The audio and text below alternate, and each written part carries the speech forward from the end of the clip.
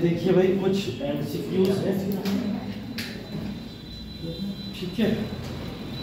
कल का नोटिस तो पढ़ ही लिया होगा आप लोगों ने, नोटिस तो पढ़ ही लिया होगा, थोड़ा लेट हो गया, बट अगर ये काम पहले से हुआ होता तो बहुत मदद हो जाती है आप लोग की। कोई बात नहीं, अभी भी हो जाएगी।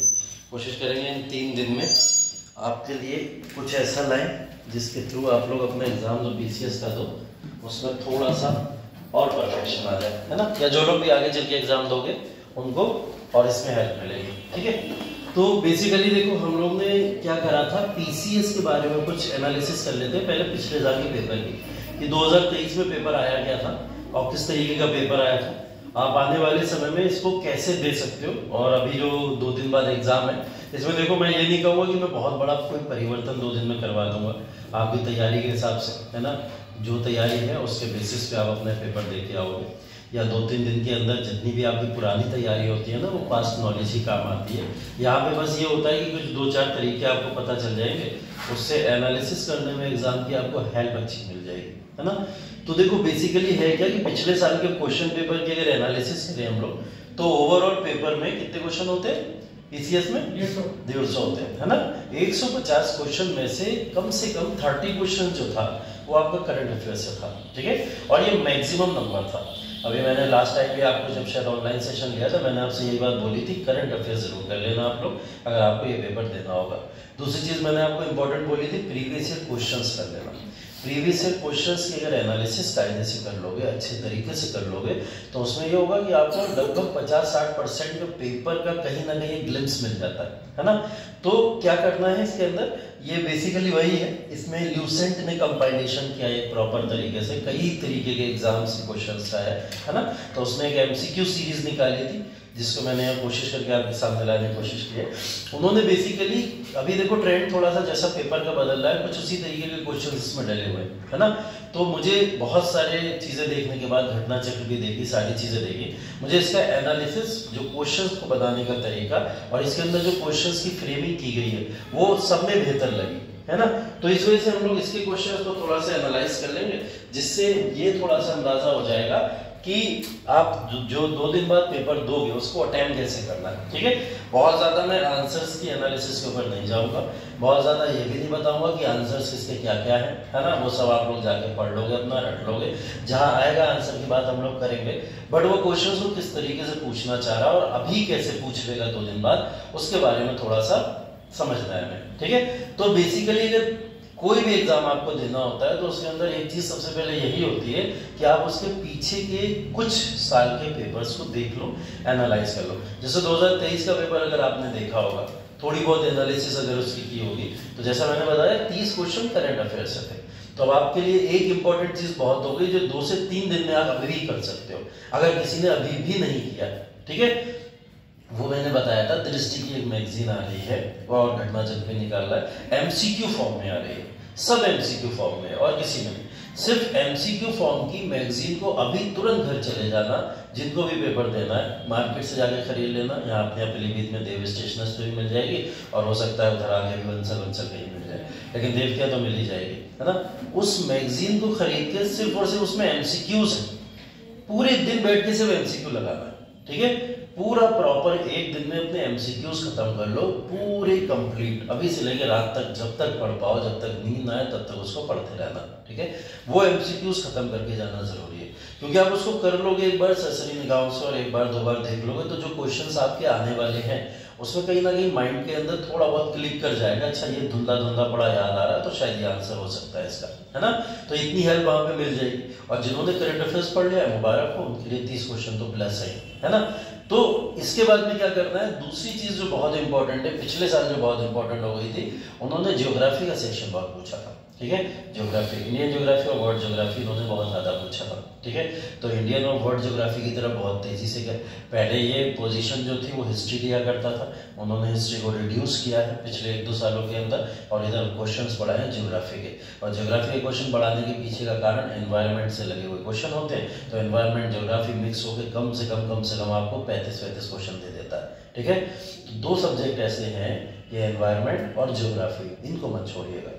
इनको आप कितने भी MCQs के बेसिस पे कर पाओ, कैसे भी कर पाओ, कर लेना, दोनों मिला के कम से कम 40 क्वेश्चन दे देगा, ठीक है, कम से कम 40 क्वेश्चन, क्योंकि एनवायरनमेंट के भी कम से कम 15 मान ले और 25 क्वेश्चन ज्योग्राफी के मान ले, तो 40 क्वेश्चन तो ये जा ही रहा है आपका। ठीक है, 40 और 30 70 क्वेश्चन तो यहीं से हो गए अगर सिर्फ आपने सिर्फ 2 से 3 विषय पे काम कर लिया। बकाया हिस्ट्री के ऊपर काम कर लेना, हिस्ट्री 20 से 25 क्वेश्चन देगा ही देगा, उससे कम कभी जाएगा ही नहीं। ठीक है, 20 से 25 का एवरेज रहता है, उससे नीचे वो नहीं जाने वाला। ठीक है, तो ये आपका ऑन एन एवरेज लगभग 90 से 95 क्वेश्चन आपको दे देगा अगर आप सिर्फ 3 या 4 सब्जेक्ट की ही बात कर रहे हो। बाकी ऐसा नहीं है कि पॉलिटी आपने पूरी पढ़ी है तो आप वहाँ पे कुछ गलत सभी गलत कराओगे, ऐसा तो नहीं होगा ना। कुछ भी पढ़ी है आपने, 2-4 क्वेश्चन कुछ तो सही करके आओगे ही आओगे ना। ऐसे ही आपने साइंस के बारे में कुछ ना कुछ पढ़ा होगा, 2-4 क्वेश्चन सही करके ही आओगे, है ना। तो जो चीजें अगर आप अभी पढ़ ली, इकोनॉमी अब आपने जैसे नहीं पढ़ी है, बिल्कुल नहीं पढ़ी है, तो अब उसे पढ़ने की जरूरत भी नहीं है, उसे एकदम छोड़ दीजिए, साइड कर दीजिए। अगर साइंस आपने नहीं पढ़ी है तो उसे भी एकदम साइड कर दीजिए, उसे भी पढ़ने की जरूरत नहीं है। यहाँ फॉर्मूला अप्लाई करिए करंट अफेयर्स प्लस 4 सब्जेक्ट्स का, और उन 4 सब्जेक्ट्स को अच्छे से रिवाइज कर लीजिए, है ना। और रिवीजन के लिए करना क्या है, जितनी चीजें मैंने आपको पढ़ा दी है, बहुत ज्यादा इधर उधर नहीं जाना है। जितना मैंने पढ़ा दिया, सिर्फ अगर आप उन नोट्स पे भी रिलाई कर लोगे तो आपको क्वेश्चन सीधे सीधे मिल जाएंगे वहां पे। ठीक है, नोट्स पे भी रिलाई कर लोगे, जितने भी नोट्स मैंने आपको शायद पहले पीडीएफ के फॉर्म में भी दे दिए थे और अभी जो लिखाए भी हैं मैंने आपको, अगर आप इनके ऊपर रिलाई कर लोगे तो शायद हिस्ट्री में तो नहीं बचेगा आपको, है ना। और हम लोग लगभग पूरा इतिहास कवर कर चुके, मॉडर्न तो पूरी हो ही गई थी, एंशिएंट भी पूरी हो गई थी और मध्यकालीन भी लगभग पूरी हो गई, है ना। क्योंकि मुगल भी हो गया, दिल्ली सल्तनत भी हो गई, सब कुछ हो गया। विजयनगर बहमनी का थोड़ा बहुत बचा तो आप उसकी क्रोनोलॉजी देख के चले जाइएगा, तो आपका हिस्ट्री तो खत्म है ना। और ऐसे पॉलिटी भी आपका खत्म नहीं हो चुका, तो आपको इसके अंदर सिर्फ और सिर्फ छोटा मोटा रिवीजन ही तो करना है।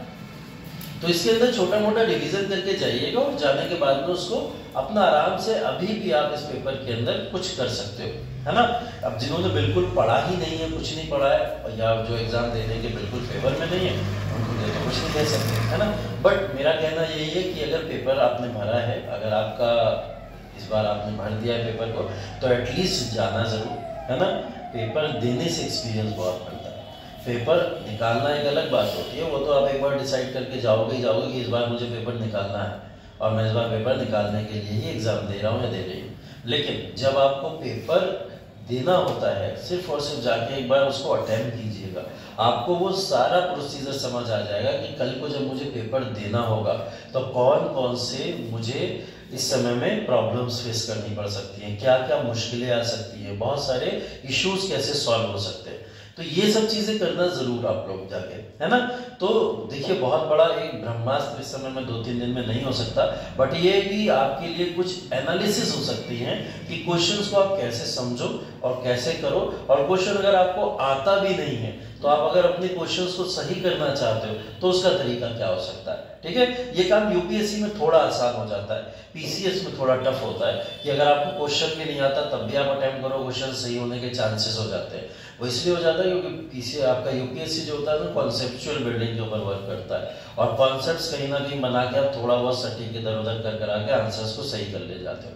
पीसीएस में फैक्ट ज्यादा होता है। अब फैक्ट दिया है, अगर लिखा हुआ है उसके अंदर 1707 में औरंगजेब की मृत्यु, तो आप उसको 1708 तो नहीं कर सकते ना, तो वो तो 1707 ही रहेगी, तो वो फैक्ट के साथ जाता है, इसलिए यहाँ पे थोड़ा सा मुश्किल होता है। लेकिन फिर भी थोड़ा बहुत एनालिसिस करने का प्रयास करेंगे, देखेंगे। देखिए, मॉडर्न हिस्ट्री में जो मैं इतिहास की बात करूंगा आपके सामने आज के जो सेक्शन में, कल देखेंगे कुछ और अगर होगा। जो अगर आपको इतिहास में इस समय सबसे ज्यादा फोकस्ड एरिया करना है या सबसे ज्यादा पढ़ना है, वो आपके लिए मॉडर्न हिस्ट्री होगा। ठीक है, एंशिएंट मेडिवल में जितना भी मैंने आपको पढ़ा दिया, अभी रिसेंट में पढ़ाया, तो आपको थोड़ा बहुत चीजें तो याद होंगी।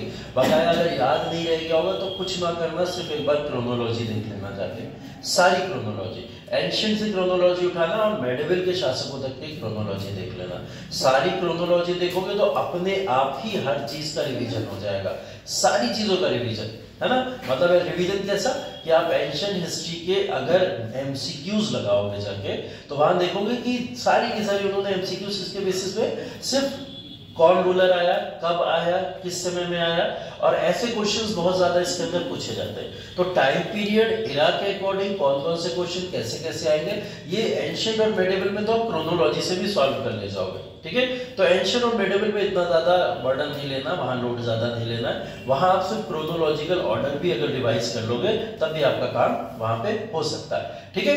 समस्या आती है कहां पे? मॉडर्न हिस्ट्री के अंदर, क्योंकि मॉडर्न हिस्ट्री के अंदर बहुत सारे फैक्ट एक साथ दिखाई देते हैं और उनके कई सारे हमें जो इधर उधर के मार्जिन्स होते हैं उनको कनेक्ट करने में बड़ा इशू आता है ना। तो ये लोग क्वेश्चंस कैसे देते हैं और आप इनको सॉल्व कैसे करोगे? मॉडर्न हिस्ट्री में भी सबसे ज्यादा इस समय में फोकस अगर आप किसी एरिया के ऊपर करना तो करना 1857 से लेकर 1947 तक, ठीक है। 1857 से 1947 तक। उससे पहले यूरोपीय भारत में कब आए, भारत के अंदर क्या स्ट्रगल रहे, कौन कौन सी लड़ाइयाँ हुई, ये सब चीजें बस सिलसिली नगाहों से देखो और आगे बढ़ जाओ। उसको एक हिस्ट्री करने रुकने की जरूरत नहीं है ना। ज्यादा फोकस करना है आपको 1857 से लेकर 1947 के क्वेश्चंस के ऊपर, ठीक है। तो 1857 के क्वेश्चन किस तरीके के पूछे जाते हैं? अभी 2023 में क्वेश्चन पूछा गया था 1857 रिवॉल्ट से रिलेटेड, उसके अंदर क्वेश्चन पूछा गया था। अगर आपने प्रीवियस क्वेश्चंस की एनालिसिस की और लगाया होगा तो क्वेश्चन पूछा गया था, महारानी लक्ष्मीबाई का नाम दिया था, तात्या टोपे का नाम दिया था, बेगम हजरत महल का नाम दिया था और पूछा गया था, ऑर्डर लगाया गया था, डेट लिख दी थी सामने 10 मई 1857, 12 अप्रैल 1857, इस तरीके से डेट लिख दी थी और उसने पूछा था इसमें से करेक्ट कौन सा है, ठीक है, इसमें से करेक्ट कौन सा है, ठीक है। या तो शायद इनकरेक्ट पूछा था, आई थिंक इनकरेक्ट ही पूछा था, इसमें से इनकरेक्ट कौन सा है, ठीक है। तो उसके अंदर लिखा हुआ था, महारानी झांसी के आगे एक डेट लिख दी थी उन्होंने 11 मई 1857, ठीक है, 11 मई 1857 लिख दिया, ठीक है।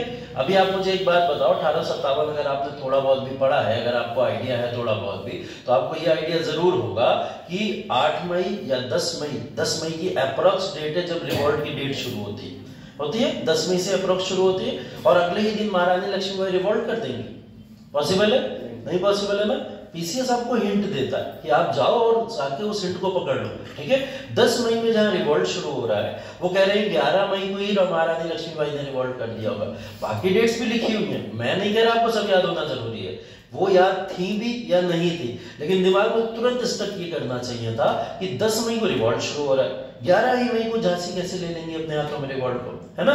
समय लगेगा भाई, प्रोसेस करने में भी तो 2-4 दिन लग जाते हैं, अगले ही दिन कैसे पॉसिबल हो सकता है। तो उसने जानबूझ के वो डेट लिखी आपके सामने जिससे आप लोग, और उसको भी पता है इतनी ज्यादा गंदी डेट कोई याद नहीं करके बैठेगा कि किस दिन कौन सी जगह से कौन सी डेट में कहां रिवॉल्ट हो रहे हैं, है ना, कोई याद करके नहीं बैठता। तो उसको ये बात पता है, इसलिए उसने क्या करा, जानबूझ के उसको आपको इंगित करा है कि देखो पकड़ो इस आंसर को। अब वहां पे अगर आप ये भी नहीं पकड़ पा रहे हो तो फिर वो समझ जाएगा कि फिर आप पीसीएस के लिए नहीं, है ना।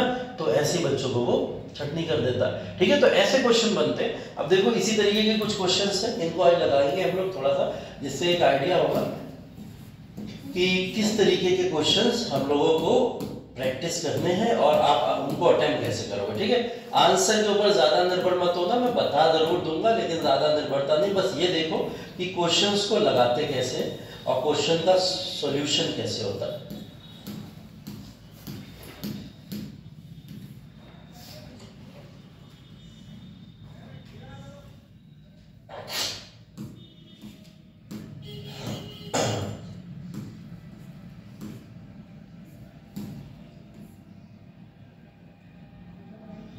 ये सब धार्मिक आंदोलन वगैरह जो भी टॉपिक हैं इनको भी एक बार थोड़ा सा रिवाइज कर लेना, बस जाके देख लेना। मैंने शायद बहुत आसानी से आपको लिखवाए हुए हैं ये सब। जैसे देखो, स्वतंत्रता आंदोलन 1857 का विद्रोह, ठीक है। 1857 का विद्रोह, कई बार जो क्वेश्चन बार बार रिपीट होते हैं उन क्वेश्चन के ऊपर ज्यादा फोकस करना होता है, क्योंकि वो क्वेश्चन ऑलरेडी उसमें कवर्ड होते हैं। क्वेश्चन देखो, सिर्फ क्वेश्चन को समझो और उसके बाद आगे बढ़ो। 1857 का विद्रोह कहाँ प्रारंभ हुआ था, ठीक है। अब क्वेश्चन ऐसा नहीं देगा एकदम कि वन लाइनर दे दिया और पूछ लिया कहाँ प्रारंभ हुआ था, ठीक है। वो इसको स्टेटमेंट बना देगा, कोई एक स्टेटमेंट बना देगा कि 1857 का विद्रोह मेरठ से स्टार्ट हुआ था, ये वो एक स्टेटमेंट बना देगा, ठीक है। तो आपको वो स्टेटमेंट पकड़ना पड़ेगा। वो ये बता सकता है 1857 का विद्रोह दिल्ली से प्रारंभ हुआ था, तो आपको पता है दिल्ली से प्रारंभ नहीं हुआ था। आपसे बना देगा कि कानपुर से प्रारंभ हुआ था, आपका पता है कि कानपुर से प्रारंभ नहीं हुआ था। तो आपको स्टेटमेंट पकड़ना है, वो अब यहाँ से स्टेटमेंट बनाएगा, ठीक है। वैसे यहाँ पे ये विद्रोह मेरठ से शुरू हुआ, ठीक है। तो मेरठ हम लोग याद रखते हैं क्योंकि मेरठ से ही चल के लोग दिल्ली पहुंचे थे, ठीक है। और वहां पे बहादुर शाह जफर को अपना नेता बना के उन्होंने ये आंदोलन शुरू किया था। पूछ रहा है तत्कालिक कारण क्या था 1857 का विद्रोह का। अभी आप चारों कारण पढ़ोगे, चारों सही, कोई गलत नहीं है, ठीक है। कभी कभी क्वेश्चन ऐसा भी होता है कि चारों कारण सही दे देगा, लेकिन आपको थोड़ा सोचना पड़ेगा पूछ क्या रहा है, फिर क्वेश्चन को पढ़ना, ठीक है। यहाँ पूछ रहा है तत्कालिक कारण क्या था, चर्बी वाले कारतूसों का प्रयोग आरंभ करना। दूसरा डलहौजी का जब्ती का सिद्धांत, ठीक, जब्ती का सिद्धांत वही डॉक्ट्रिन ऑफ लैप्स वाला है ना। उसके बाद में ब्रिटिश सैनिकों एवं भारतीय सैनिकों के वेतन में भारी अंतर, ये भी हो रहा था, ये भी देखने को मिल रहा था। भारतीयों को ईसाई धर्म में परिवर्तन, मिशनरी वाला जो कॉन्सेप्ट देख रहे थे, ईसाई धर्म में परिवर्तन करते चले जा रहे थे, है ना। ये सब कारण सही है, लेकिन पूछ रहा है आपसे क्वेश्चन में तत्कालिक कारण क्या है। तो मैंने आपको बताया था 2 कारण थे, है ना। एक आपका रियल रीजंस थे जिसको हम वास्तविक कारण बोलते हैं, और एक आपके तत्कालिक कारण थे। तत्कालिक कारण कि ये हुआ और तुरंत विद्रोह हो गया होगा, ठीक है। तो यही था कारण कि चर्बी वाले कारतूसों को उस समय में उपयोग किया जा रहा था, जिसकी वजह से ये समस्या देखने को मिली होगी, ठीक है। तो ये बेसिकली 1857 के विद्रोह के कारण, तत्कालिक कारण या रियल रीजंस, इन सब के ऊपर उनका फोकस नहीं है। वो आपकी सिर्फ और सिर्फ माइंड की स्टेबिलिटी को चेक करना चाहते हैं यहाँ पे, ठीक है। वो फैक्ट आप जानते हो नहीं जानते हो, इससे उन्हें ज्यादा लेना देना नहीं, ठीक है। कौन सा सिपाही था जिसने चर्बी वाले कारतूसों का प्रयोग करने से मना किया? मंगल पांडे, हम सबको पता है, ये भी स्टेटमेंट में यूज किया जा सकता है कहीं पे भी, ठीक है। मंगल पांडे जिसने अकेले 1857 में विद्रोह का सूत्रपात किया, किससे संबंधित था, है ना। 34वीं नेटिव इन्फेंट्री बंगाल के अंदर थी, ये भी बताया था मैंने आपको। बैरकपुर जगह थी, ये भी बताया था, है ना। तो बैरकपुर में बंगाल और कौन सी इन्फेंट्री से था, वो आर्मी का नंबर है इनका, 34th नेटिव इन्फेंट्री, ठीक है। तो इससे ये संबंधित थे, तो इस वजह से ये जाने जाते हैं। बेगम हजरत महल कौन नहीं जानता लखनऊ से, ठीक है। लेकिन बेगम हजरत महल नहीं पूछेगा, वो आपसे नहीं पूछेगा, वो आपसे कुंवर सिंह पूछ लेगा। कुंवर सिंह कहां से थे, तो मेन लीडर्स कहां कहां से थे, किस किस जगह से थे, इसके बारे में थोड़ा पता होना चाहिए। जैसे कुंवर सिंह का नाम हम समझते हैं, बिहार हर जगह पॉपुलर है, जाना जाता है। एक लिस्ट छोटी सी बनवाई थी मैंने आपको, जिसके अंदर नाम लिखा था लीडर का, और उसके आगे लिखा था कौन से प्लेस से है वो, है ना। तो बस उतने भी अगर याद कर लोगे तो उसी से घूम फिर के क्वेश्चन आ जाएगा, उससे बाहर नहीं जाएगा। तो यहाँ वो जो पूछना चाह रहा है, बेगम हजरत महल ने 57 के विद्रोह में निम्नलिखित किस शहर से यहाँ पे विद्रोह किया था, ठीक है। तो आपको शहर और मेन लीडर का नाम पता होना चाहिए, ये इससे पता चल रहा है, ठीक है। तो ऐसे 7-8 लीडर्स हैं, जैसे दीवान मनीराम, ये नाम नहीं सुनते हैं लोग अक्सर में, लेकिन पूछ लेता है क्योंकि पॉपुलर नाम तात्या टोपे, कुंवर सिंह, या फिर महारानी झांसी, या फिर बहादुर शाह जफर, इनके नाम सुन लेता है। लेकिन ये नाम कहीं ना कहीं, जैसे दीवान मनीराम हो सकता पूछ ले आपसे, तो वो असम से थे, ठीक है, उन्होंने असम से रिवोल्ट किया था। तो आपसे क्वेश्चन हो सकता पूछ ले कि 1857 का विद्रोह सिर्फ और सिर्फ नॉर्थ सेंट्रिक था। नॉर्थ सेंट्रिक का मतलब सिर्फ उत्तर भारत में ही था। तो आप लोग हाँ हाँ हाँ तो कहते हो, क्योंकि दक्षिण भारत में नहीं गया था, लेकिन ये पूरब में भी तो गया। असम का नाम ले रहा हूं ना मैं, तो असम के अंदर भी तो गया। तो ये सिर्फ नॉर्थ सेंट्रिक नहीं था, नॉर्थ सेंट्रिक प्लस ईस्ट के अंदर भी ये विद्रोह देखा गया था। तो स्टेटमेंट को ध्यान रखिएगा, वो कैसे पूछ रहा है, थोड़ी बहुत एनालिसिस करने की बस जरूरत है। यहाँ देखिए, इतनी बार ये क्वेश्चन पूछा जा चुका है, और उसके बाद में भी अभी ये क्वेश्चन आएगा, ठीक है। 1857 के विद्रोह, भारत का गवर्नर जनरल कौन था इस समय, ठीक है। ये क्वेश्चन मल्टीपल टाइम्स पूछा है, बार बार आता है। विलियम बेंटिंक नहीं हो सकता किसी हाल में, क्योंकि सती प्रथा याद कर लेते हैं हम लोग विलियम बेंटिंक के नाम से, लिटन तो है ही नहीं, आसपास नहीं दिख रहा है यहाँ पे, ठीक है। कंफ्यूजन हो सकता है डलहौजी और कैनिंग में आपको। डलहौजी ने तो भाई यहाँ पे व्यक्तिगत का डॉक्ट्रिन ऑफ लैप्स जो व्यक्तिगत का सिद्धांत दिया था 56 के अंदर, हम कारण भी पढ़े, उन्हीं की वजह से 1857 का विद्रोह हुआ होगा। बट वो जैसे ही गए तुरंत कैनिंग आया ही था, जिसके बाद में 1857 का विद्रोह हो गया होगा। तो आंसर क्या होगा इसका, कैनिंग होगा, ठीक है। तो लॉर्ड कैनिंग है, क्योंकि अगर आप इसको याद नहीं रख पा रहे हो कि 1857 के समय विद्रोह में कौन गवर्नर जनरल था, तो इतना याद कर लो, भारत का पहला वायसराय कौन था, भारत का पहला वायसराय कौन था। अगर आप इतना भी याद कर लोगे तो आपको ये नाम याद रहेगा। भारत का पहला वायसराय भी लॉर्ड कैनिंग है। क्यों कैनिंग है, क्योंकि 57 में विद्रोह खत्म हुआ इधर, और उधर 58 में विक्टोरिया डिक्लेरेशन आया। विक्टोरिया डिक्लेरेशन ने कंपनी के रूल को समाप्त कर दिया, और कंपनी के रूल को समाप्त करने के बाद में भारत के अंदर क्राउन रूल आ गया था, महारानी का रूल आ गया था। और महारानी ने क्या बना दिया, गवर्नर जनरल को हटा के वायसराय बना दिया था। तो अगर पूछा जाए गवर्नर जनरल की जगह वायसराय कौन हो गया, तो कैनिंग ही उस समय गवर्नर जनरल था, इन्हीं को वापस बना के वायसराय बना दिया गया, ठीक है। तो पहला वायसराय भी अगर आप याद रखेंगे तो आपको ये याद रहेगा। अब यहां से सीखने को ये मिल रहा है कि 1857 के विद्रोह के समय गवर्नर जनरल अगर पूछ सकता है तो आपसे ये भी पूछ सकता है 1885 कांग्रेस की स्थापना के समय कौन वाइसराय था उस समय। आपसे ये भी पूछ सकता है कि भारत के अंदर जब गांधी जी ने एंट्री की थी तो उस समय में वाइसराय कौन था। जो इंपॉर्टेंट बड़ी बड़ी घटनाएं भारत के अंदर हुई हैं उस समय में कौन कौन भारत के अंदर गवर्नर जनरल या वाइसराय रहा है ना। ऐसी कुछ 5-6 घटनाएं अगर आप याद कर लेंगे तो उन्हीं से रिलेटेड क्वेश्चन घूम फिर के आ जाते हैं। ठीक है, तो यहां से आप एक बार फिर से एनालिसिस करके देख लेना भारत की कुछ इंपॉर्टेंट घटनाएं और उससे रिलेटेड कौन कौन वाइसराय भारत के अंदर रहे। ठीक है, तो ये कुछ क्वेश्चन को एनालिसिस करने का तरीका होता है। कभी भी आप कोई भी क्वेश्चन लगाओ उस क्वेश्चन के आंसर को मत देखा करो, कभी मत देखा करो, उसके ऑप्शंस को देख के उनकी एनालिसिस करने का कोशिश किया करो, क्योंकि हो सकता है अगला क्वेश्चन वो उसके ऑप्शन से ही बनाएगा। हो सकता है सेम क्वेश्चन नहीं देगा आपको, हो सकता है अगला क्वेश्चन पूछ ले डलहौजी के बारे में कि डलहौजी ने कौन कौन सी नीतियों का पालन किया था, डलहौजी को आधुनिक भारत का पिता क्यों कहा जाता है, डलहौजी ने रेलवे के विकास में क्या योगदान दिया था। ये सब चीजें हो सकता है आगे पूछ ले। तो आपको जो यहाँ पे ऑप्शन दिख रहा है विलियम बेंटिंक दिख रहा है, विलियम बेंटिंक सती प्रथा के लिए जाने जाते हैं है ना, इन्होंने राजा राम मोहन राय के तहत सती प्रथा को खत्म कराया। तो ये ऑप्शंस के ऊपर थोड़ा सा ध्यान देना होता है। सारे ऑप्शंस जो भी चारों दिए वो खराब नहीं दिए, उसका महत्व है अगले साल के लिए। ठीक है, तो इन ऑप्शंस के ऊपर थोड़ी बहुत एनालिसिस करा करो। ठीक है, अब ये पूछ रहा है जैसे 1857 में कौन से नेता ने अपना सबसे पहले बलिदान दिया था।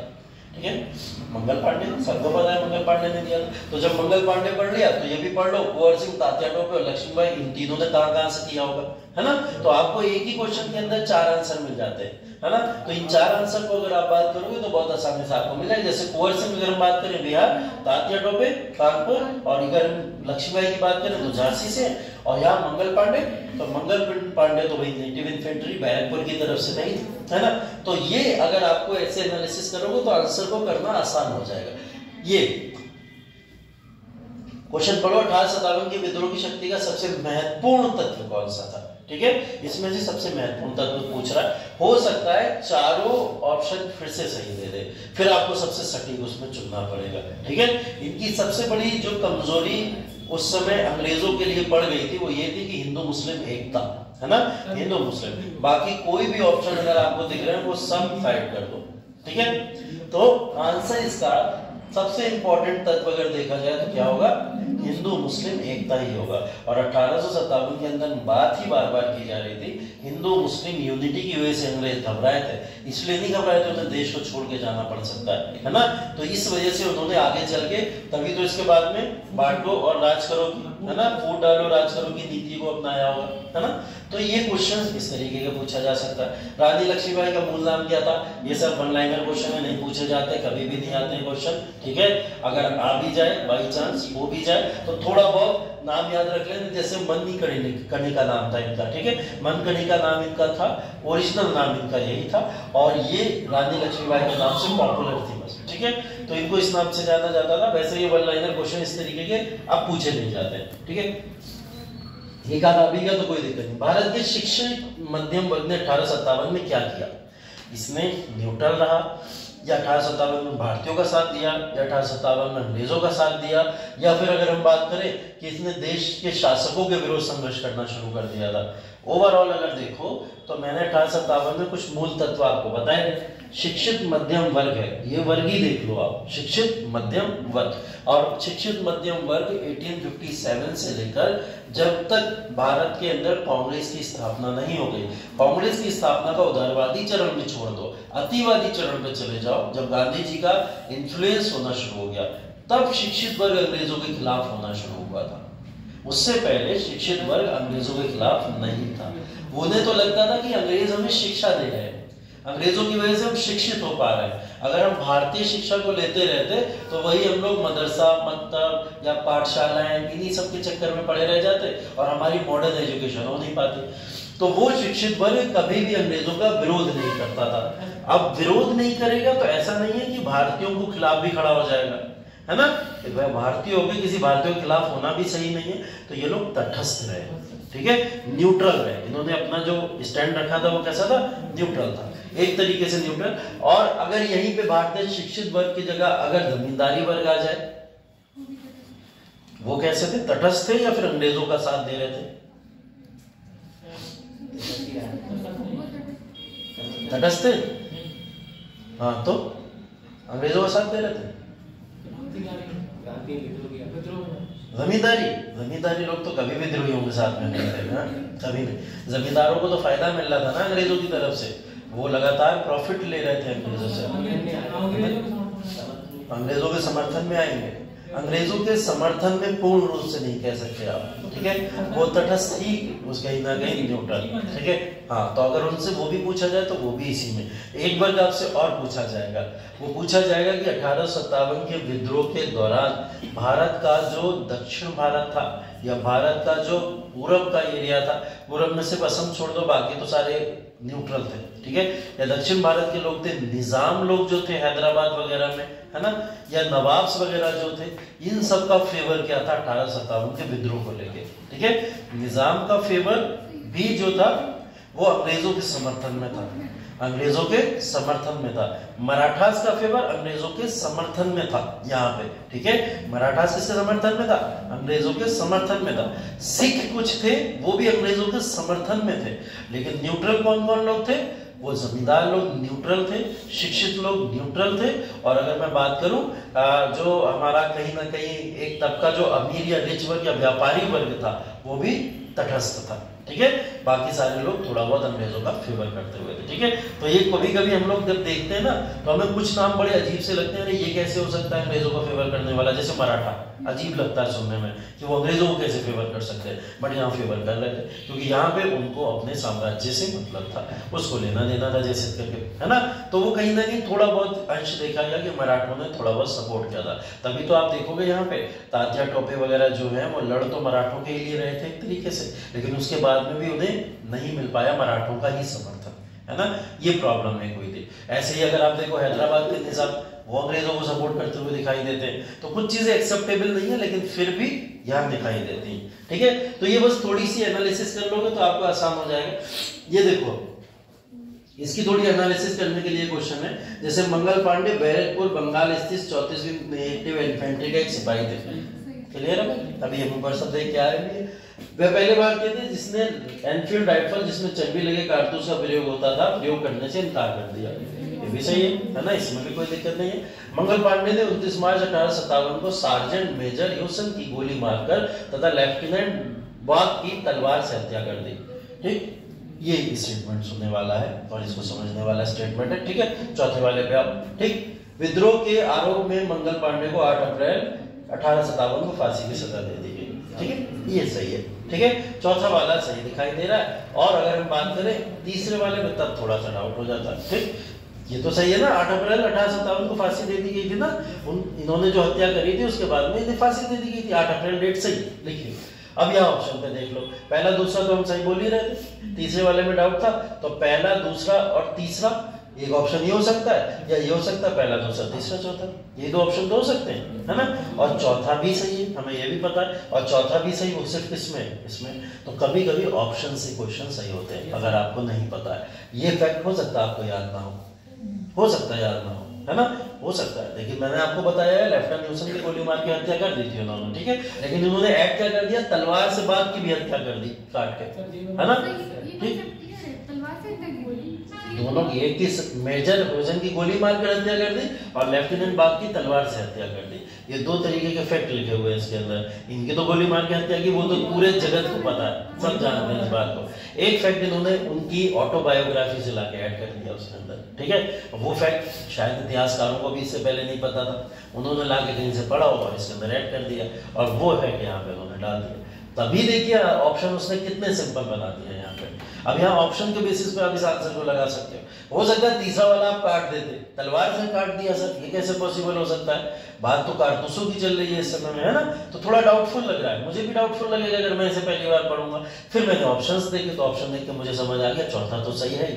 जब चौथा सही है तो चौथे के साथ तीसरा सही अपने आप हो जाएगा, है ना। कोई भी ऐसा ऑप्शन है जिसमें चौथा सही बता रहा हूं? नहीं बता रहा, सिर्फ एक ही ऑप्शन। तो इतने ऑप्शंस आपको क्वेश्चंस मिलेंगे वहां पे कि जब आप ऑप्शंस देखोगे जाके वहां पे, तो ऑप्शंस से आप अपने आंसर को सही कर दोगे। कभी कभी हो सकता है आपको एक ही स्टेटमेंट पता हो, दूसरा वाला स्टेटमेंट ऑटोमेटिक सही हो जाएगा, अपने आप सही हो जाता है। उसके पीछे कारण यही है क्योंकि वो ऑप्शंस जो पीसीएस है वो इसीलिए बनाता है। यूपीएससी और पीसीएस में सबसे बड़ा डिफरेंस पता क्या है? पीसीएस चाहता है आप आंसर सही करो, वो आपको ऑप्शंस देता है कि देखो इसमें से चूज करो, एलिमिनेट करो, जाओ सही करो। यूपीएससी कहता है तुम आंसर सही मत करो, ठीक है, वो सही नहीं करने देगा तुम्हें, इतना कंफ्यूज कर देगा जब तक आपको नहीं पता है वो सही करने ही नहीं देगा, ठीक है। हाँ, वो ऐसे ऐसे करके स्टेटमेंट कुछ ना कुछ दे देगा, ठीक है। और देखो इस बार का जो पेपर आने वाला है वो डरा नहीं रहा हूँ, बट बता रहा हूँ कि पेपर मीडियम टू टफ आएगा, नो डाउट, ठीक है। आसान तो नहीं आएगा, एकदम नहीं आएगा, क्योंकि लास्ट पेपर 14 मई 2023 को हुआ था बीसीएस का, और उसे हुए अभी 1.5 साल से ज्यादा हो गया, ठीक है, लगभग 19-20 महीना गुजर चुका है। और 19-20 महीने में तो लोग अपनी पोस्टिंग लेके 5-6 महीने की सैलरी पा चुके होते हैं, ठीक है, ऐसा होता है। लेकिन इसने 20 महीने से कोई एग्जाम नहीं कराया। एक तो कारण ये है कि वो पेपर बहुत अच्छे से सेटल कर रहे होंगे जिसको टफ बनाया। दूसरा कारण ये है कि वो बच्चों से बहुत नाराज है इस समय आयोग, ठीक है, बहुत नाराज है वो। हाँ, जितने प्रदर्शन इस समय में कर लिए वो सारी गुस्सा आपसे ऐसे नहीं निकाल पाएगा, पेपर में निकालेगा वहां बैठ के, ठीक है। तो ऐसे ऐसे क्वेश्चन बना के देगा वहां पे कि वो आपको वहां पे बहुत टफ पेपर लग सकता है, ठीक है। तो उसके अंदर पता क्या है, इसमें नुकसान उन लोगों का होता है जो लोग बहुत पढ़ लिख के जाते हैं, बहुत अंधाधुंध स्टडी करके जाते हैं, उनका यहाँ नुकसान हो जाता है, क्योंकि बहुत टफ पेपर के अंदर वो नुकसान में चले जाते हैं। और जो मीडियम भी पढ़ा हुआ है, हल्का फुल्का पढ़ा हुआ है, उसको ऊपर ऊपर की भी थोड़ी बहुत नॉलेज है, वो इसमें फायदा उठा ले जाता है। तो इसमें ये फायदा होता है। तो मुझे लग रहा है ये पेपर शायद तुम लोगों के लिए है, क्योंकि तुम लोग अंधाधुंध वाले हो, ठीक है, तुम लोग तो हल्का फुल्का पढ़ाने वाले हो, तो तुम लोग को यहाँ पे फायदा हो सकता है ना। तो वो सच में जो इलाहाबाद के एकदम कटस्थ बच्चे हैं ना, उनको नुकसान होगा वहां पे। जो अंधाधुंध पढ़ाई कर करके रट के बैठे हुए, एक एक फैक्ट उन्होंने रट लिया है, वो उनसे वो फैक्ट ही नहीं पूछेगा। वो हो सकता है इतना सिंपल फैक्ट उनके लिए पूछ ले कि उनको सिंपल तो भूल चुके हैं, टफ याद है ना। तो वो ऐसा पेपर टफ बनाने वाला है इस बार। तो वो नाराज है इस समय, वो पेपर को घुमाएगा और इसका फायदा उठा सकते हो, बिल्कुल उठा सकते हो आप लोग। जिनको बहुत नॉलेज है, मैं तो कह रहा हूँ वो तो अवॉइड करें पेपर देने से, ठीक है, क्योंकि वो पछतावा होगा बाद में और आपको दुख होगा बाद में पेपर देने से, क्योंकि वो उनके ऊपर गुस्सा निकालेगा। और ये बात हम और आप कर रहे हैं अगर, तो ये बात उसको बहुत अच्छे से पता है कि ऐसी लॉबी को बाहर कैसे करना है ना। पेपर उन्होंने वैसा सेट कर रखा है कि ऐसी लॉबी को बाहर कैसे करना है। आओ तुम लोग अगले साल फिर प्रदर्शन करो आगे, हम वो यही चाहेगा उन लोगों से, वो उनको सिलेक्शन नहीं देगा। तो उसे पता है उस पेपर कैसा सेट करना है, किस तरीके से करना है, और उसी तरीके का पेपर सेट करके आपसे वो पूछ लेगा। तो अपने पेपर को आप इस समय में, आपके पास बहुत अच्छी अपॉर्चुनिटी है ये पेपर निकालने की। छोटा मोटा ज्ञान के साथ में भी जाओ, बस करंट अफेयर्स की एनालिसिस बस जैसे मैं बता रहा हूँ ना वो करके चले जाना, ठीक है। क्योंकि कुछ बच्चे करंट अफेयर्स पता कैसे पढ़े हुए होंगे, उन्होंने पढ़ा होगा कि कहीं पे भी नया जिला जैसे ऐड हुआ, अभी हमने देखा ना कुंभ मेला, एक नई डिस्ट्रिक्ट ऐड हो गई हमारी, है ना, क्षेत्र में अस्थायी तौर पे, बट वो पूछ सकता है इस तरीके का। वो कुछ बच्चे ऐसे होंगे जो बहुत डिटेल में पढ़े होंगे उसको जाके, है ना, कि कहाँ से कटा, कितनी मेजर बाउंड्री हुई, कितना कितना हुआ, ज्योग्राफिकल रीजन कहाँ से कहाँ, ये सब पढ़ा होगा। और वो बिल्कुल सिंपल सा क्वेश्चन आपसे हो सकता है पूछे, बिल्कुल सिंपल था, एकदम साधारण सा। तो साधारण वाला कभी कभी हमसे चूक जाता है जब हम ज्यादा पढ़ने में लग जाते हैं, है ना। तो मेरे ख्याल से जो स्टडी अच्छी होती है वो सिंपल साधारण अच्छी होती है। इतनी भी एनालिसिस करना अच्छी नहीं है कि आप अच्छी और जो सादी चीजें उनको भूल जाओ, क्योंकि सीधा सीधा एकदम कन्वर्सेशन होता है अगर आप एग्जाम्स ऐसे देते हो। इसके अंदर जितना ज्यादा घुसोगे उतना ज्यादा कंफ्यूज होगे, है ना। तभी मैं बोलता हूँ इन क्वेश्चंस के बारे में बहुत सोचने की जरूरत भी नहीं है। सिर्फ एक बार पढ़ो क्वेश्चन, ध्यान से देख लो, जो दिमाग में क्लिक कर रहा है, अच्छा लग रहा है, उसके साथ चले जाओ, ठीक है, और उसके साथ चले, क्योंकि वो आपका कॉमन सेंस होता है जो आपको बोल रहा है इस बात को। और फर्स्ट टाइम में जब भी आपका सिक्स सेंस काम करता है वो हमेशा सही करता है, ठीक है। जो फर्स्ट टाइम में करता है वो हमेशा सही काम करता है। क्यों सही काम करता है? क्योंकि आपने ऐसा फैक्ट, ऐसी चीज कभी ना कभी सुन रखी है, तभी उसने तुरंत आपको क्लिक किया कि ये सही होगा, है ना। तो ऐसा होता है अंधभक्ति में नहीं कि मतलब एकदम आंखें बंद कर ही मार दिया, वो वाला नहीं। कॉमन सेंस का या सिक्स सेंस का आप यहाँ पे यूज कर सकते हो अपने। तो वहां पे अगर आपको क्वेश्चन नहीं आ रहे तो ऐसे भी सॉल्व कर सकते हो, ठीक है। और जिन बच्चों को ऐसा लग रहा है कि पेपर में 40-50 क्वेश्चन ही आते हैं, हो सकता है कल आप जब संडे को जब आप पेपर दो ऐसा लगेगा आपको कि हमें बस 40-85 क्वेश्चन आते हैं 150 में से, है ना। या हो सकता है उससे भी कम किसी को लगे, ऐसा भी हो सकता है ना, कुछ भी हो सकता है, पॉसिबिलिटी भाई, ये तो रिस्क का गेम है, इसमें कुछ भी हो सकता है। जिनको 40-50 या 50 से नीचे क्वेश्चंस आते हैं फिर तो वो 150 क्वेश्चन अटेम्प्ट करके ही आना, ठीक है। क्वेश्चन मत छोड़ना एक भी, ठीक। 150 के 150 अटेम्प्ट करना। अब वो तुम्हारे ऊपर है, तुम कैसे अटेम्प्ट करोगे, ठीक है। 40-50 क्वेश्चन अच्छे से करना, जो तुम्हें आते हैं बढ़िया से करना। उसके बाद 50-60 क्वेश्चन के ऊपर थोड़ी बहुत लॉजिकल रीजनिंग लगाना, दिमाग लगा के सॉल्व करने का प्रयास करना। ऐसे कर सकते हैं, ये कर सकते हैं, इसका अच्छा ऐसे एलिमिनेट, जैसे मैं बता रहा हूँ ना, एलिमिनेशन कर करके माइंड लगा लगा के सॉल्व करने की कोशिश करना। तो हो सकता है आप 1 घंटे, लगभग 1 घंटे के अंदर अंदर 100 क्वेश्चन लगा ले जाओगे ऐसे, ठीक है। फिर उसके बाद में आपके पास में समय बचा होगा काफी ज्यादा, ठीक है।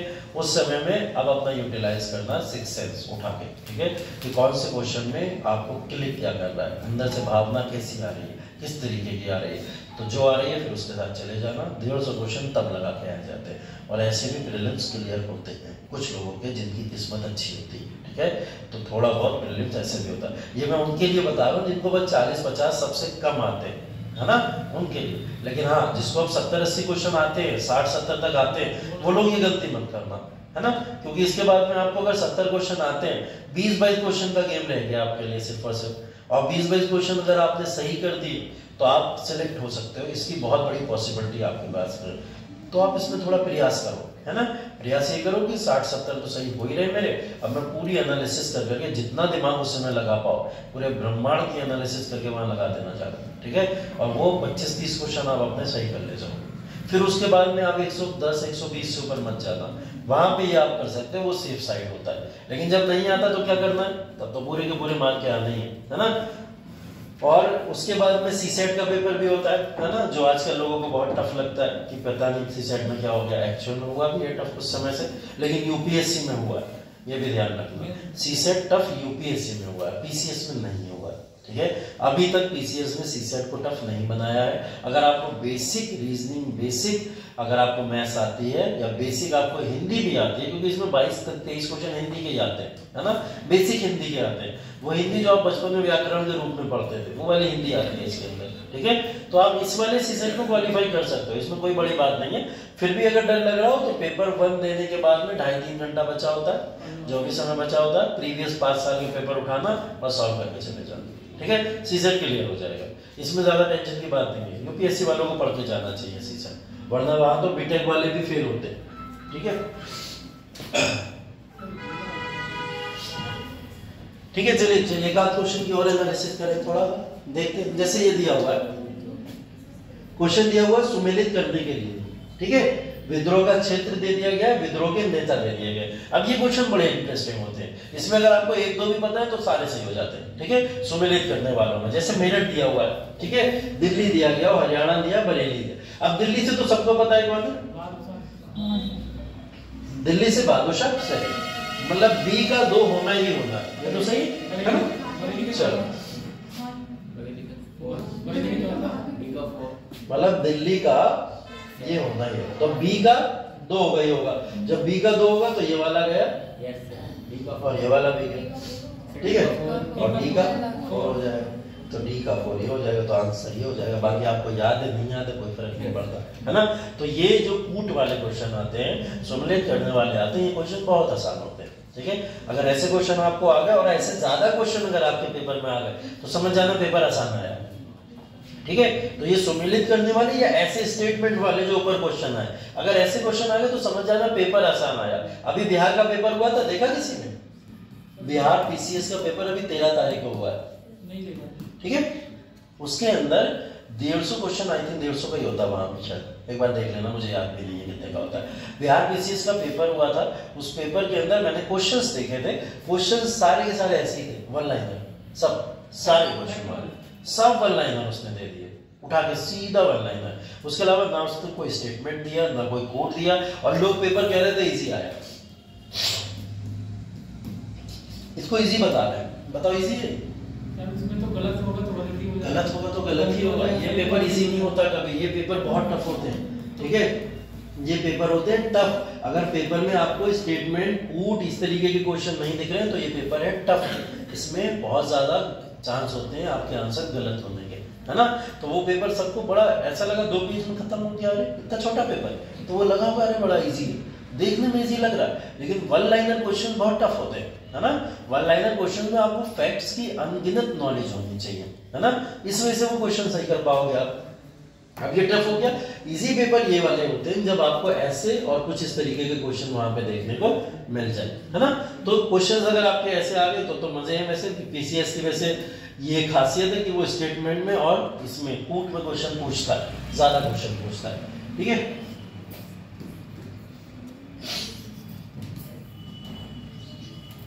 और क्वेश्चन ऐसा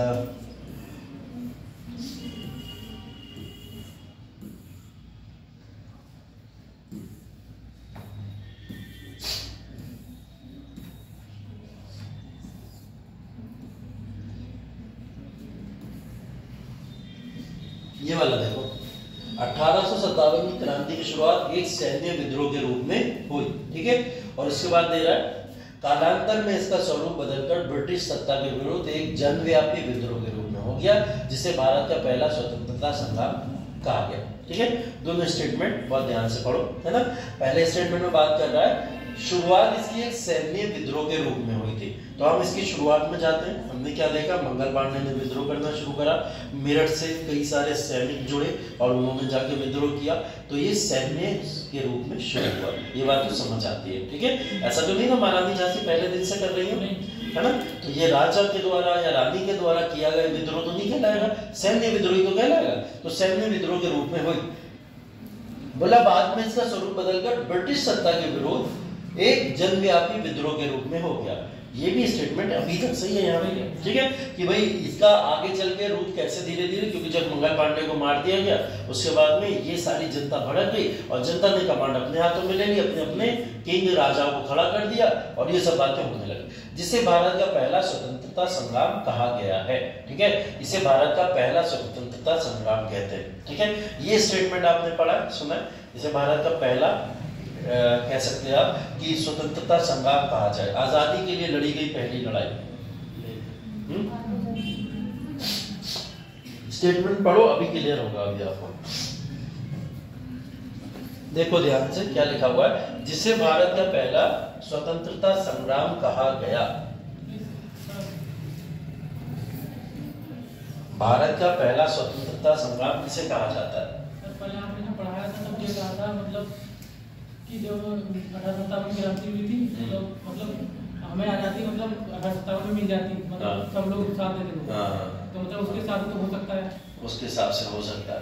अब इसमें जाओ कुछ स्टेटमेंट्स पे, जितने लोगों ने कुछ स्टेटमेंट्स दिए हैं, कुछ बोला 1857 के बारे में क्या क्या बोला है, उनको मेमोराइज करने की थोड़ी कोशिश करो।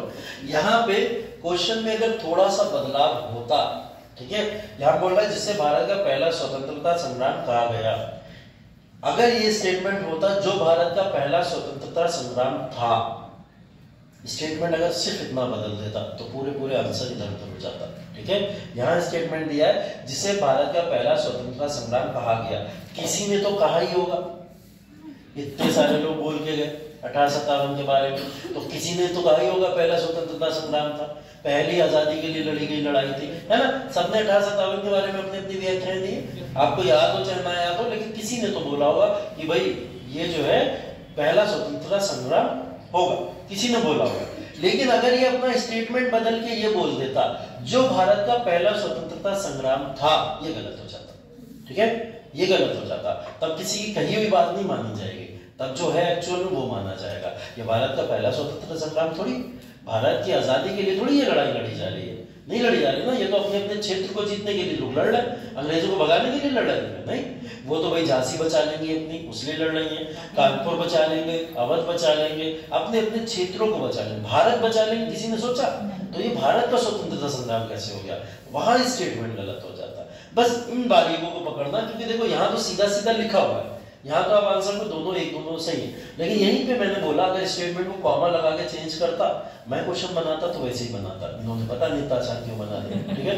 तो मैं अगर बनाता मैं यही लिखता जो भारत का पहला स्वतंत्रता संग्राम था, ठीक है। और बच्चे से 100% गलत करके आते, उन्हें यही लगता कि हाँ भारत का पहला स्वतंत्रता संग्राम था, क्योंकि पता क्या होता है, हम माइंड के अंदर अपना ऊपर का स्टेटमेंट बैठा के सब सही मानते चले जाते हैं, लेकिन वो कॉमा के बाद या आने वाले स्टेटमेंट में अपनी बातें ही बदल देता है। है ना।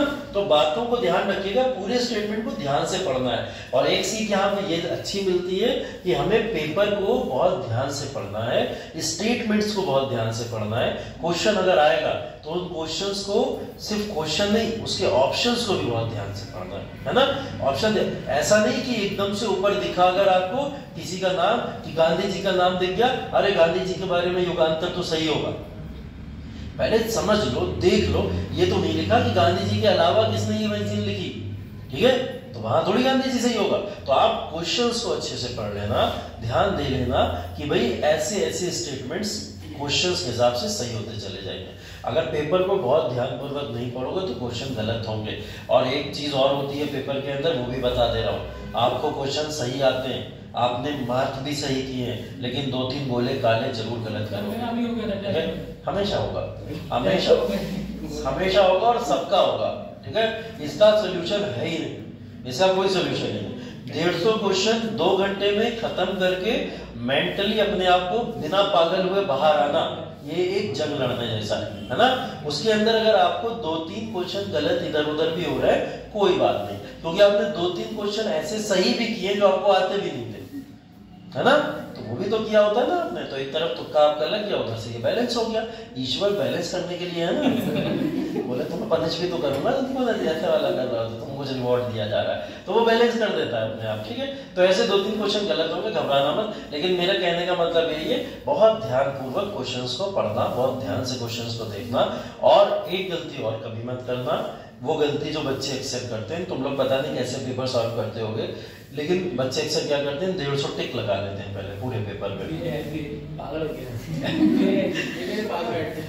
पूरे 150 क्वेश्चन टिक कर लेते हैं, और उसके बाद में सारे जो गोले होते हैं फिर काले करने बैठते हैं, ठीक है।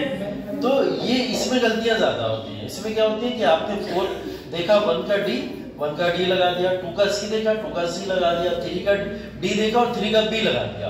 अब बाद में देखा ये क्या कर दिया, अब कुछ कर ही नहीं सकते, वहां गोला काट नहीं सकते, व्हाइट मैन लगा नहीं सकते, कुछ अलाउड नहीं है, ठीक है, कुछ भी अलाउड नहीं है। हाँ, 4 ऑप्शन है, 2 हमें बताएं, तो 2 नहीं बता, पर उसमें तो दिक्कत हो जाती है बहुत ज्यादा। वही तो मैं बोल रहा हूँ, एलिमिनेट करना वहां पे जरूरी। ऐसे क्वेश्चन जैसे अभी टेस्ट में आया था, एक पहला क्वेश्चन था, मतलब बाबर की लड़की का नाम, वो क्या क्या क्या अब क्वेश्चन तुमने शुरू किया तो भाई बताओ मुझे अब क्या। बेगम तो हो गई कुछ ना कुछ आपकी ना, वो तो था ही सबके नाम क्या। वो छोड़ो, बाबर की लड़की का नाम बताओ। गुलबदन बेगम, गुलबदन बेगम, गुलबदन बेगम था, बाबर की लड़की थी गुलबदन बेगम। गुलबदन बेगम कहाँ हुई? कोई सी बेगम याद आ रहा है, वही होगी बाबर की लड़की।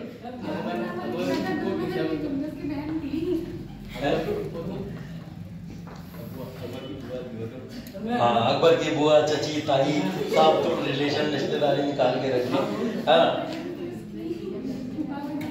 चलो कोई बात नहीं, ठीक है। देखो फैक्ट बहुत सारे आते हैं क्वेश्चन के अंदर, ऐसे आते हैं जिससे आपने क्वेश्चन पूछा, 2 ऑप्शन अगर सही याद है और 2 ऑप्शन गलत है, ठीक है, मतलब आप डाउट में हो उसमें, ऐसे क्वेश्चन के अंदर। तो देखो ऐसे करने के लिए क्या करा करो, आप जितने क्वेश्चंस आते हैं, पहले 150 पेपर में क्वेश्चन जितने भी आते हैं वो सारे क्वेश्चंस को पढ़ो, ठीक है, सारे क्वेश्चन पढ़ लो। जो आपको बिल्कुल 100% आता है उसके ऊपर डबल टिक कर लो, और डबल टिक करने के बाद में उसके आंसर साथ में गोले करते चलो, ठीक है, साथ में गोले करते चलोगे और सर्किल करते चलोगे, ठीक है, हर जगह सर्किल करोगे अगर आप, ठीक है। तो अब सुन लो, हाँ भैया, गुलबदन बेगम ही है, हुमायूं की बहन थी वो, ठीक है, हुमायूं की बहन है वो, और हुमायूं की बहन बाबर की पुत्री ही तो होगी। तुम्हें कंफ्यूज कर रहे थे, तुम हो रहे हो कंफ्यूज, है ना। तो देखो बेसिकली क्या होता है, अगर आपको ऐसे क्वेश्चन को सॉल्व करना है तो क्वेश्चन को सॉल्व कैसे करते हो, मैंने जो बोला कि आप 150 क्वेश्चन सब पे टिक मार के सारे गोले इकट्ठे काले मत करना। ये क्या होगा, इसके अंदर 2 घंटे सिर्फ और सिर्फ आंसर ही लगाते लगाते चले जाते हैं, बचेगा टाइम फिर नहीं। उसके बाद मुश्किल से 15 या 20 मिनट बचा अगर आपके, और अगर आपने सच में 80, 90, 100 क्वेश्चन सॉल्व भी कर लिए तो आप वो 100 क्वेश्चन भी गोले काले नहीं कर पाओगे, तो क्या फायदा इतनी मेहनत करने का, है ना।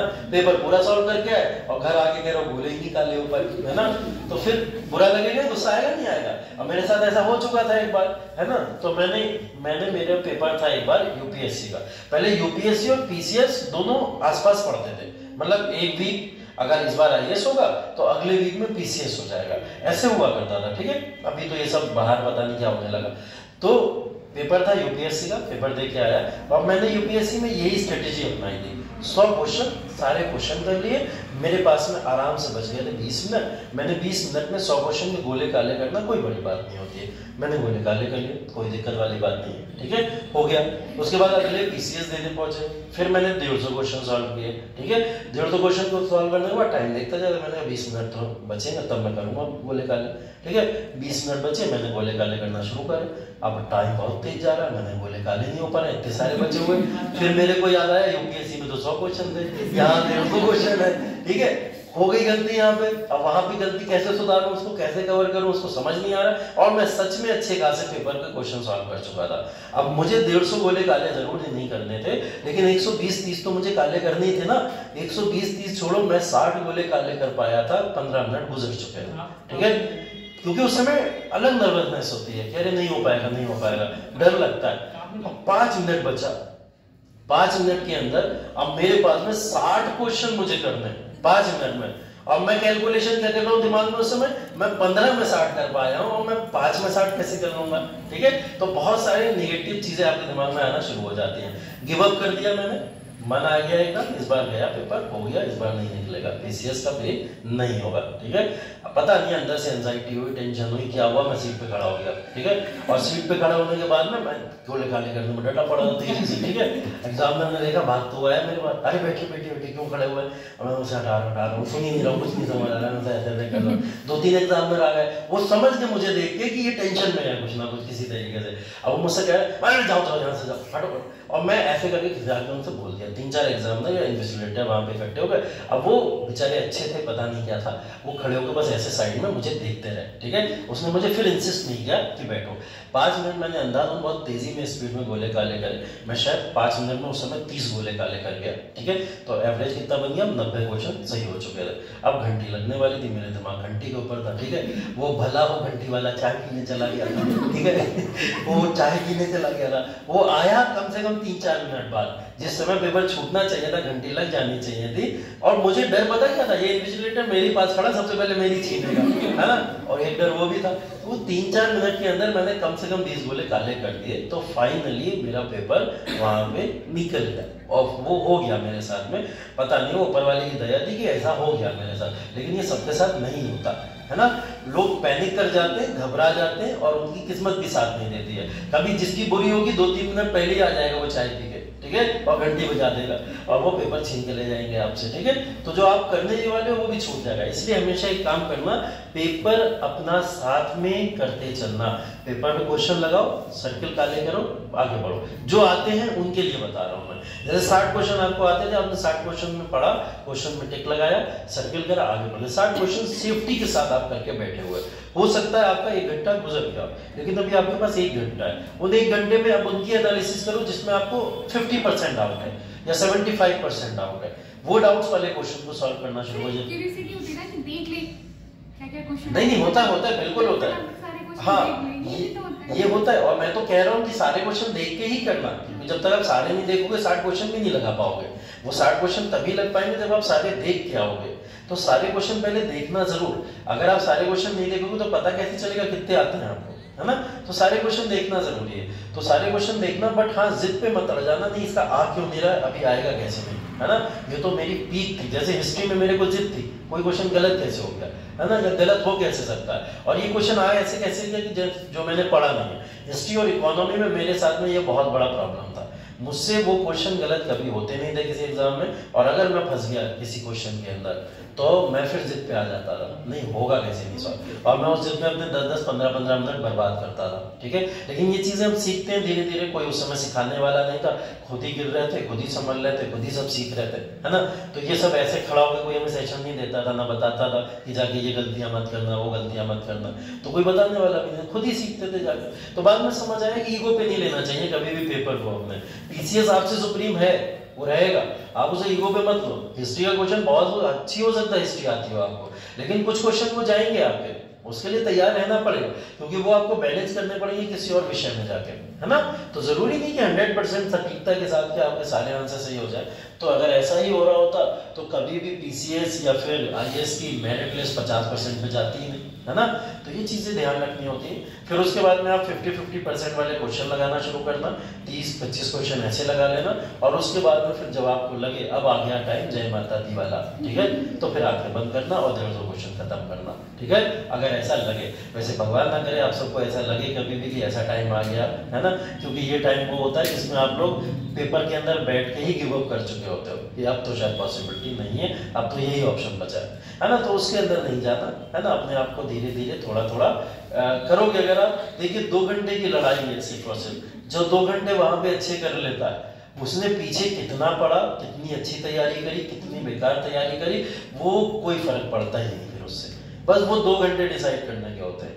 वो 2 घंटे अगर आपने बहुत अच्छे कर दिए और आपकी किस्मत थोड़ी बहुत साथ दे गई और आपने अगर वहां पे अपना दिमाग खोल लिया, एनालिसिस कर लिया कायदे से, तो आप ये समझ लीजिए कि आपकी स्टोरीज ऐसी बनेंगी, कहानियां ऐसी बनेंगी। लड़का धूप में खड़ा रहता था, पढ़ता रहता था, पढ़ता रहता था, पढ़ता रहता था, पता ही नहीं जाड़े चल रहे हैं, धूपी में तो खड़े पड़ेगा, ठीक है। तो वो कहानियां बन जाती हैं इस तरीके की, वो सब पॉजिटिव्स में लिखना शुरू हो जाता है। हमें खुद नहीं पता होता हमने इतनी मेहनत करी, लेकिन अखबार में यही छप के आता, ठीक है। तो वो कहानियां अपने आप बननी शुरू हो जाती हैं। तो आपकी कहानी कैसी बनेगी, किस तरीके की बनेगी, वो 2 ही घंटे डिसाइड करते हैं पूरे के पूरे, ठीक है। उन 2 घंटे में अच्छा कर लेंगे तो आप यकीन मानिए मेंस टफ नहीं होता, ठीक है, क्योंकि मेंस में कंपटीशन गया जितना था सब 90% बाहर हो गई है पब्लिक, पूरी ऑडियंस गई, क्योंकि जो खतरनाक ऑडियंस है वो प्रीलिम्स वाली है। वो इतना फैक्ट रट के बैठा है, ये जो ट्यूशन की किताब है ना, वो इतनी चाटे बैठे कि कौन से पेज के ऊपर, कौन सी लाइन के ऊपर कौन सा फैक्ट लिखा है, किस जगह पे और कौन से कलर से लिखा है, वो तक पता है। मैं मिला हूं ना ऐसे लोगों से, मुझे पता है, तो मैं तो देखा हूं ना, मेरे साथ तो रहे ऐसे लोग, तो उन्हें ये पता होता है। अब ऐसे लोगों से आप अपनी रेस नहीं लगा सकते, है ना, तो वो उनको देख के डिमोटिवेशन ही हो सकता है। तो मैंने उनका साथ ही छोड़ दिया, मैंने कहा यूसेट वाले, ठीक है, तो मैंने ऐसे करके साथ ही छोड़ दिया मैंने। लेकिन वो सच में ऐसे पढ़े हुए हैं, उन्होंने बहुत पढ़ा है। तो आपकी रेस उनके साथ में अगर लगाना की कोशिश करोगे तो वो अगर सिर्फ प्रीलिम्स एक बार आपका निकल गया तो 90% ही वो ऑडियंस ऑलरेडी बाहर हो गई, अपने आप बाहर हो गई। अब आपके पास में सिर्फ 10% के लोग बचे जो सच में क्वालिटी वाले लोग होंगे थोड़ा बहुत। अब आपकी क्वालिटी राइटिंग स्किल्स प्रूव करेंगे, और राइटिंग स्किल बहुत अच्छी की जा सकती है, क्योंकि 2-3 महीना जो आपको मिलता है ना, जिसने इसमें लग के मेहनत करके काम कर लिया, क्योंकि उसके अंदर भी पता कौन लोग आएंगे, उन 10% में भी कम से कम आप मान लीजिए 7% लोग ऐसे आएंगे जिनकी राइटिंग स्किल बहुत खराब होगी, है ना, वो लोग आएंगे उसके अंदर। अब वो 7% से तो कंपटीशन आपका है ही नहीं, आपका कंपटीशन तो 3% से बचा है। 2% लोग चुने जा रहे हैं, ठीक है, 3% से कंपटीशन है, 1% को तो बीट करना है। तो मेन स्टफ नहीं बचता है फिर उसके बाद में, ठीक है। तो आप प्रीलिम्स पे, मैं हमेशा ये बात कहता हूँ कि प्रीलिम्स पे अगर आपने कमांड कर ली, प्रीलिम्स अगर एक बार निकलना शुरू हो गया तो मेंस में आपको फिर समस्या नहीं आएगी, मेंस आपका बहुत अच्छा जाएगा, ठीक है। प्रीलिम्स के लिए देखो तरीका वही है कि जितनी हो सके एमसीक्यूज की प्रैक्टिस करो, जितना कर पाओ उतना करो। क्वेश्चंस को थ्योरी में जरूर पढ़ो, जैसे भी हम लोग देखते हैं ना, हम लोग जितने भी कॉन्सेप्ट अभी तक पढ़ के आए हैं, जितने भी हमने स्टडी करी है, सब हम लोग थ्योरी में पढ़ते हैं, है ना। और मैं आपसे हर क्लास के अंदर एक ही बात कह के जाता हूँ, इसके जाके प्रीवियस क्वेश्चन जरूर लगा लेना, इसके जाके प्रैक्टिस जरूर कर लेना, है ना। मैं हमेशा आपसे एक बात कहता हूँ, क्यों कहता हूँ, क्योंकि मुझे पता है थ्योरी कुछ समय तक दिमाग में रहेगी और 4 दिन बाद आप इसको बोलने लगोगे। लेकिन अगर आपने उसका एक एमसीक्यू भी लगा लिया होता, वो जिंदगी भर यहाँ टिक जाता है और वो बाहर नहीं जाता। तो आप एमसीक्यू की ज्यादा से ज्यादा प्रैक्टिस किया करो। जैसे अभी पीछे जो भी आपने 8-10 क्वेश्चन देखे, अब ये क्वेश्चन अगर दोबारा आपके सामने कभी भी आएंगे, आप गलत करोगे ही, ये मुझे पता है, 100% नहीं करोगे, क्योंकि ये इमेज के फॉर्म में आपने एमसीक्यू में लगा लिया। एमसीक्यू का भी गलत नहीं करोगे। अगर आपने एमसीक्यू में लगा लिया तो एमसीक्यूज पे जितना प्रैक्टिस कर लोगे प्रीलिम्स उतनी आसानी से आपकी कवरेज में आ जाएगा। जो लोग भी 2025 के अंदर अपना यूपीएससी देना चाहते हो, जिसका आईएएस का मन है देने का, वो लोग अपना जनवरी अप्रॉक्स काट लो, थोड़ा बहुत अपना काटने का मतलब मेंस की तैयारी वैयारी में गुजार दो, लेकिन फरवरी, मार्च और अप्रैल इन 3 महीने सिर्फ टेस्ट सीरीज लगाना, सिर्फ टेस्ट सीरीज।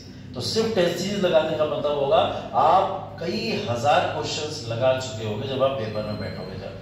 और सोचो अगर आपने 1000 बार तलवार चलाना सीख ली तो कभी ना कभी किसी राजा का सर तो नीचे आ ही जाएगा ना, आ जाएगा ना। तो वो क्या होता है, प्रैक्टिस होती है। फिर तो रात में सोते हुए भी चलाओगे तो चली जाएगी, ठीक है।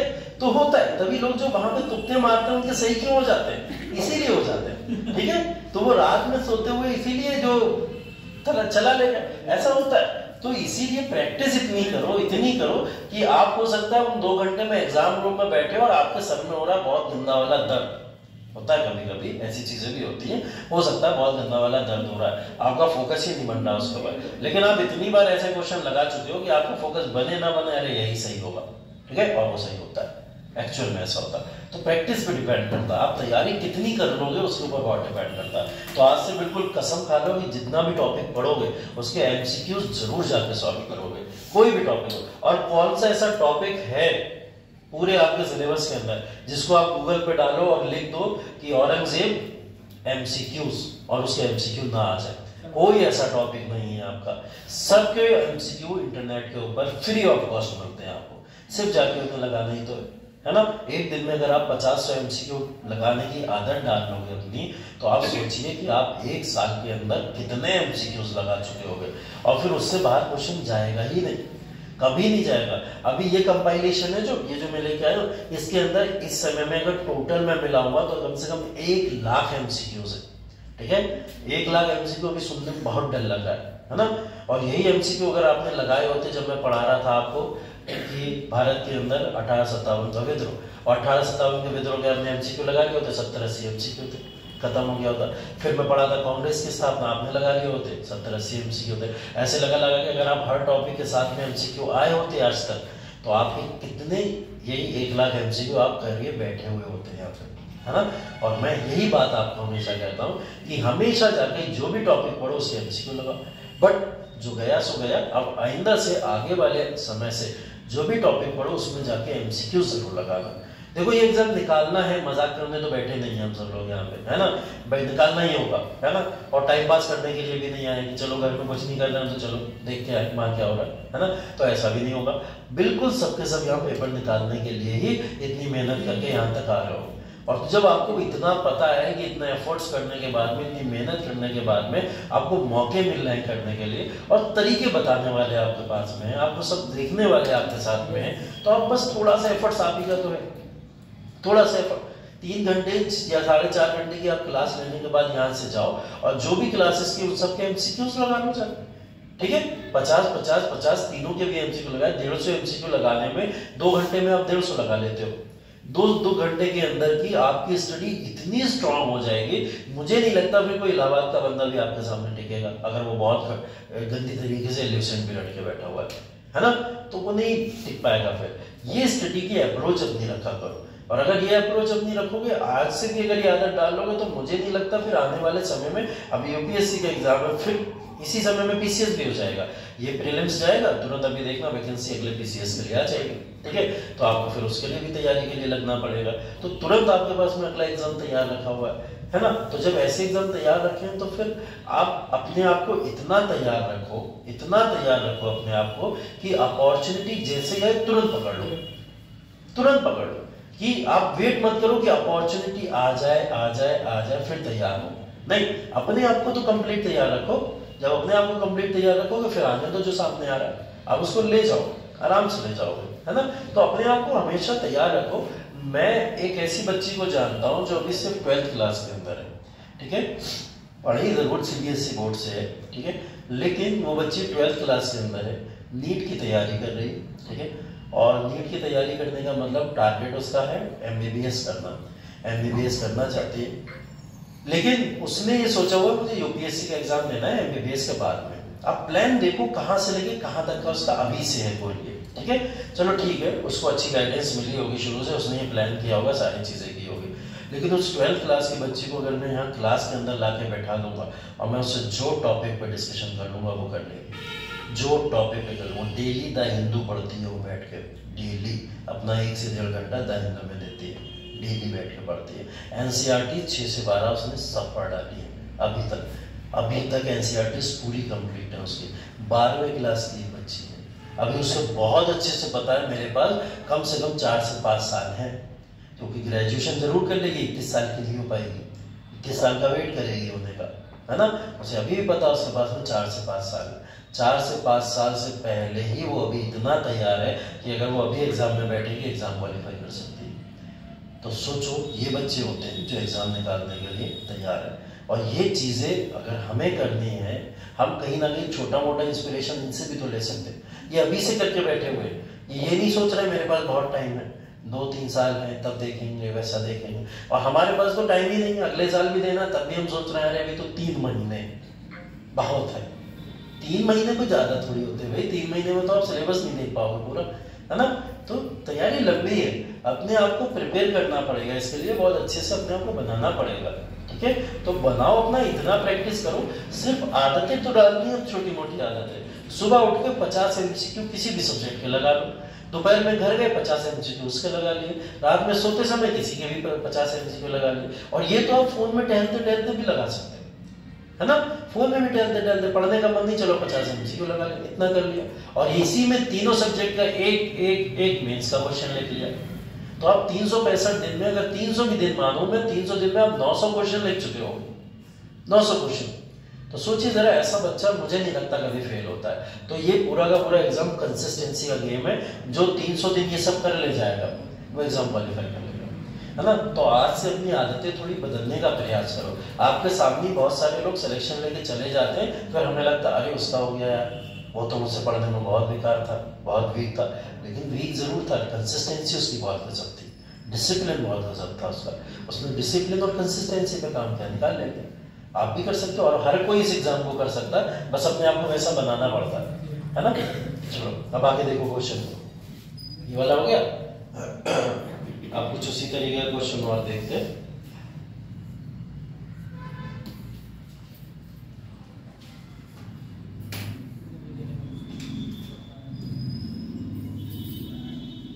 देखो जैसे ये क्वेश्चन फैक्चुअल टाइप के तो देख लिए, थोड़े से इस टाइप के भी देख लो।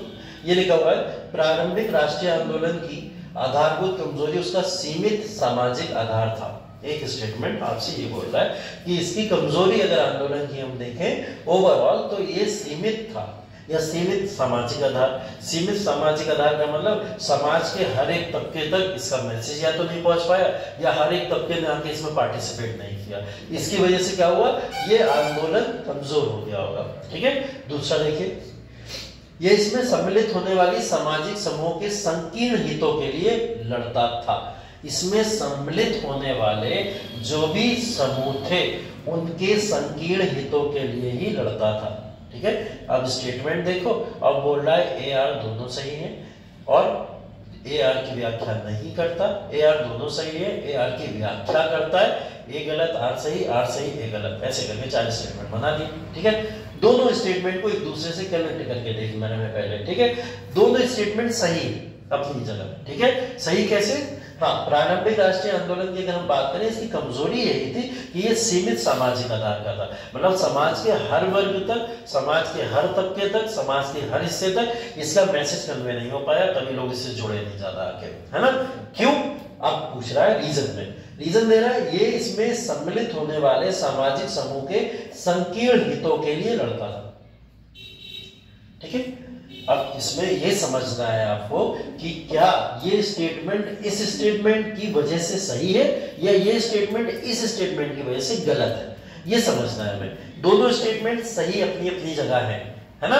ये भी सही है कि ये अपने अपने संकीर्ण हितों के लिए लड़ता था। संकीर्ण हितों के बाद महारानी झांसी सिर्फ झांसी के लिए लड़ रही थी, उन्होंने कभी ये तो नहीं बोला कानपुर को भी आजाद करो, नहीं बोला ना, सिर्फ झांसी के लिए लड़ रही थी। महारानी जो अगर हम बेगम हजरत महल की बात करें तो मुर्शिदाबाद के लिए लड़ाई लड़ रही थी, उन्हें ये नहीं बोला कभी चलो दिल्ली को भी आजाद कराते हैं चल कर। तो संकीर्ण हितों के लिए तो लड़ रहे है ना, इनके संकीर्ण या संकुचित हित है, छोटे छोटे हितों के लिए लड़ रहे हैं। ठीक है, तो ये होने वाली बात बिल्कुल सही है कि ये भी सही है और ये भी सही है, लेकिन क्या एक दूसरे की व्याख्या करते हुए दिखाई देते हैं? ये पूछ रहा है क्या इसकी वजह से ये था?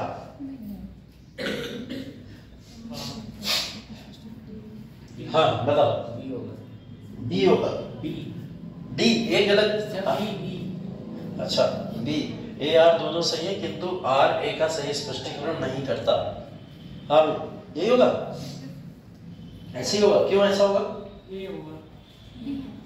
हाँ ये क्यों होगा ऐसा? कारण क्योंकि सर वो ऊपर वाला जो कह रहा है वो आंदोलन में जो आधारभूत था, हाँ उसकी समझिए मतलब अपने अपने लिए लड़ रहे थे वो, तो इसने भी उसमें कह रखा है इतना संकीर्णित होकर कर रहा है, तो ये दोनों की व्याख्या कर पा रहा है कि जब एक लिए लड़ रहा है तो मतलब वो अपने अपने लिए एकजुट के होकर नहीं लड़ते थे, मतलब पूरे देश के लिए। अच्छा ये कहने का मतलब है, देखो इसमें पहला स्टेटमेंट जो साफ तौर पर कह रहा है इसकी आधारभूत कमजोरी सामाजिक आधार है, मतलब समाज का हर वर्ग इससे नहीं जुड़ा, ये इसकी कमजोरी है। समाज का हर वर्ग इसके साथ क्यों नहीं जुड़ा, कारण की समीक्षा अगर हम करें तो हमें ये पता चल रहा है समाज का हर वर्ग इससे इसलिए नहीं जुड़ा क्योंकि ये अपने अपने संकीर्ण हितों के लिए लड़ रहे थे, इसलिए समाज का हर वर्ग इनसे आके नहीं जुड़ा। ठीक है, ये स्टेटमेंट सही नहीं होगा। क्यों नहीं होगा? एक दूसरे का ये व्याख्या करते हुए सही इसलिए नहीं पाए जाएंगे, समाज इनके साथ इसलिए नहीं जुड़ा, ये कहना गलत होगा। क्यों? क्योंकि यहाँ पे जो लिखा हुआ है ना, सामाजिक आंदोलन की आधारभूत जो कमजोरी है उसका सीमित सामाजिक आधार था। सीमित सामाजिक आधार उसका इसलिए था क्योंकि जमींदारों को लालच था अंग्रेजों के विरोध नहीं जाना है वरना हमें प्रॉफिट होना बंद हो जाएगा। शिक्षित लोगों को लगता था कि हमारी शिक्षा रुक जाएगी, शिक्षा के लिए वो लोग आगे नहीं बढ़ना चाहते थे। ठीक है, या जो भी थे हैदराबाद के निजाम को अपनी पड़ी हुई थी, तो सबको ये लगता था कि हम इस आंदोलन से इसलिए नहीं जुड़ेंगे क्योंकि इसमें हमारा कुछ ना कुछ नुकसान हो जाएगा। वो अपने अपने नुकसान को बचाने के लिए उससे बच रहे थे। कारण ये नहीं था कि लोग इससे इसलिए नहीं जुड़े क्योंकि इसका कहने का मतलब ये है महारानी झांसी के साथ लोग आगे इसलिए नहीं जुड़े क्योंकि वो दिल्ली का समर्थन नहीं कर रही थी। महारानी झांसी के साथ आगे लोग इसलिए नहीं जुड़े क्योंकि वो कानपुर का समर्थन नहीं कर रही थी। महारानी झांसी के साथ आगे लोग इसलिए नहीं जुड़े क्योंकि वो असम का समर्थन नहीं कर रही थी। अरे महारानी झांसी के साथ में लोग आके जुड़े तो, लेकिन सिर्फ झांसी के ही तो जुड़े। ठीक है, दूसरे एरिया के लोग तो दूसरे एरिया के लोगों के साथ जुड़े। पूरे भारत के लोगों के लिए जब ये आंदोलन ही नहीं था तो फिर हम कैसे कह सकते हैं महारानी झांसी के लिए दिल्ली के लोग आके लड़ेंगे? नहीं लड़ेंगे ना।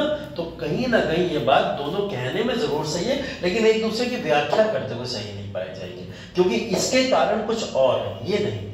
ठीक है, इसके कारण कुछ और है, ये नहीं है। ठीक है, समझ आ गई ये बात? तो कभी कभी स्टेटमेंट्स ऐसे पूछेगा आपसे कि आपको जस्टिफाई करना होगा। वो देखने में कभी कभी दोनों सही लगे, जैसे अभी धोखा हुआ, दोनों सही लग रहा है, एकदम लग रहा है, लेकिन कारण इसका ये बन नहीं रहा। ठीक है, रीजन इसका ये बन नहीं रहा है। तो इसमें आपको ध्यान रखने की जरूरत है। आधारभूत कमजोरी होना इसका कारण ये था, समाज के लोग इससे ज्यादा इसलिए नहीं जुड़े क्योंकि जमींदारों को अपना लालच था, हैदराबाद के निजामों को अपना लालच था, उनको सबको अपना अपना लालच था, इसलिए नहीं जुड़े आगे। ठीक है, ये कारण था मेन, इसलिए आगे नहीं जुड़े। ये कारण नहीं था कि झांसी सिर्फ झांसी के लिए लड़ रही तो हम तुम्हारा साथ क्यों दे, है ना? अगर तुम भारत के लिए लड़ती तब हम तुम्हारा साथ देते, इसका मतलब ये है। तो ऐसा तो सही नहीं था ना, तो इस वजह से ये स्टेटमेंट सही नहीं बनता है। ठीक है,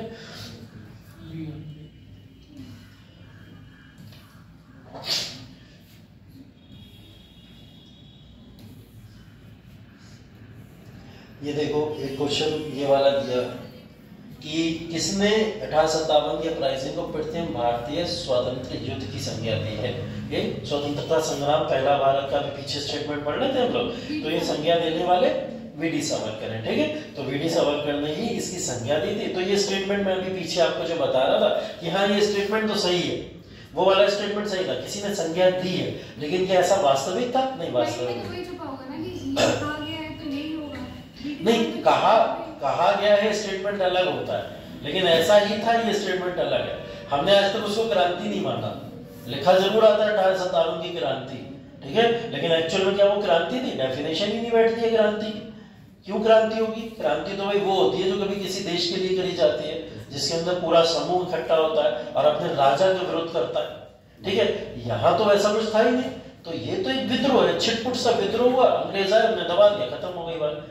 बात ये 1857 के विद्रोह को इतना बड़ा चढ़ा के दिखाया गया, जितने राइटर्स आए उन्होंने बाद में, जिसकी वजह से उसको हमने क्रांति वर्ल्ड वॉर समझ लिया, ठीक है। और एक्चुअल में ऐसा था नहीं, तो बाद में राइटर्स ने आके इसको थोड़ा बहुत संभालने का प्रयास किया कि आप इतना एक्सपेक्टेशन क्यों करके बैठ गए 1857 से। आपको क्या लगता है इस समय आजाद हो जाते हैं? कभी नहीं हो पाते।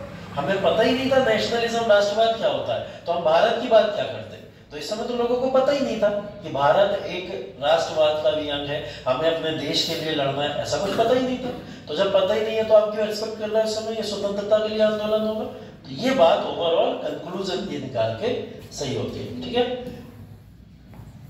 ओके, ठीक है। तो ऐसे स्टेटमेंट आपको कई सारे देखने को मिलेंगे, तो उनको ध्यान रखिएगा। स्टेटमेंट इस तरीके के आते हैं। चलो 1857 तो बहुत कुछ देख लिया।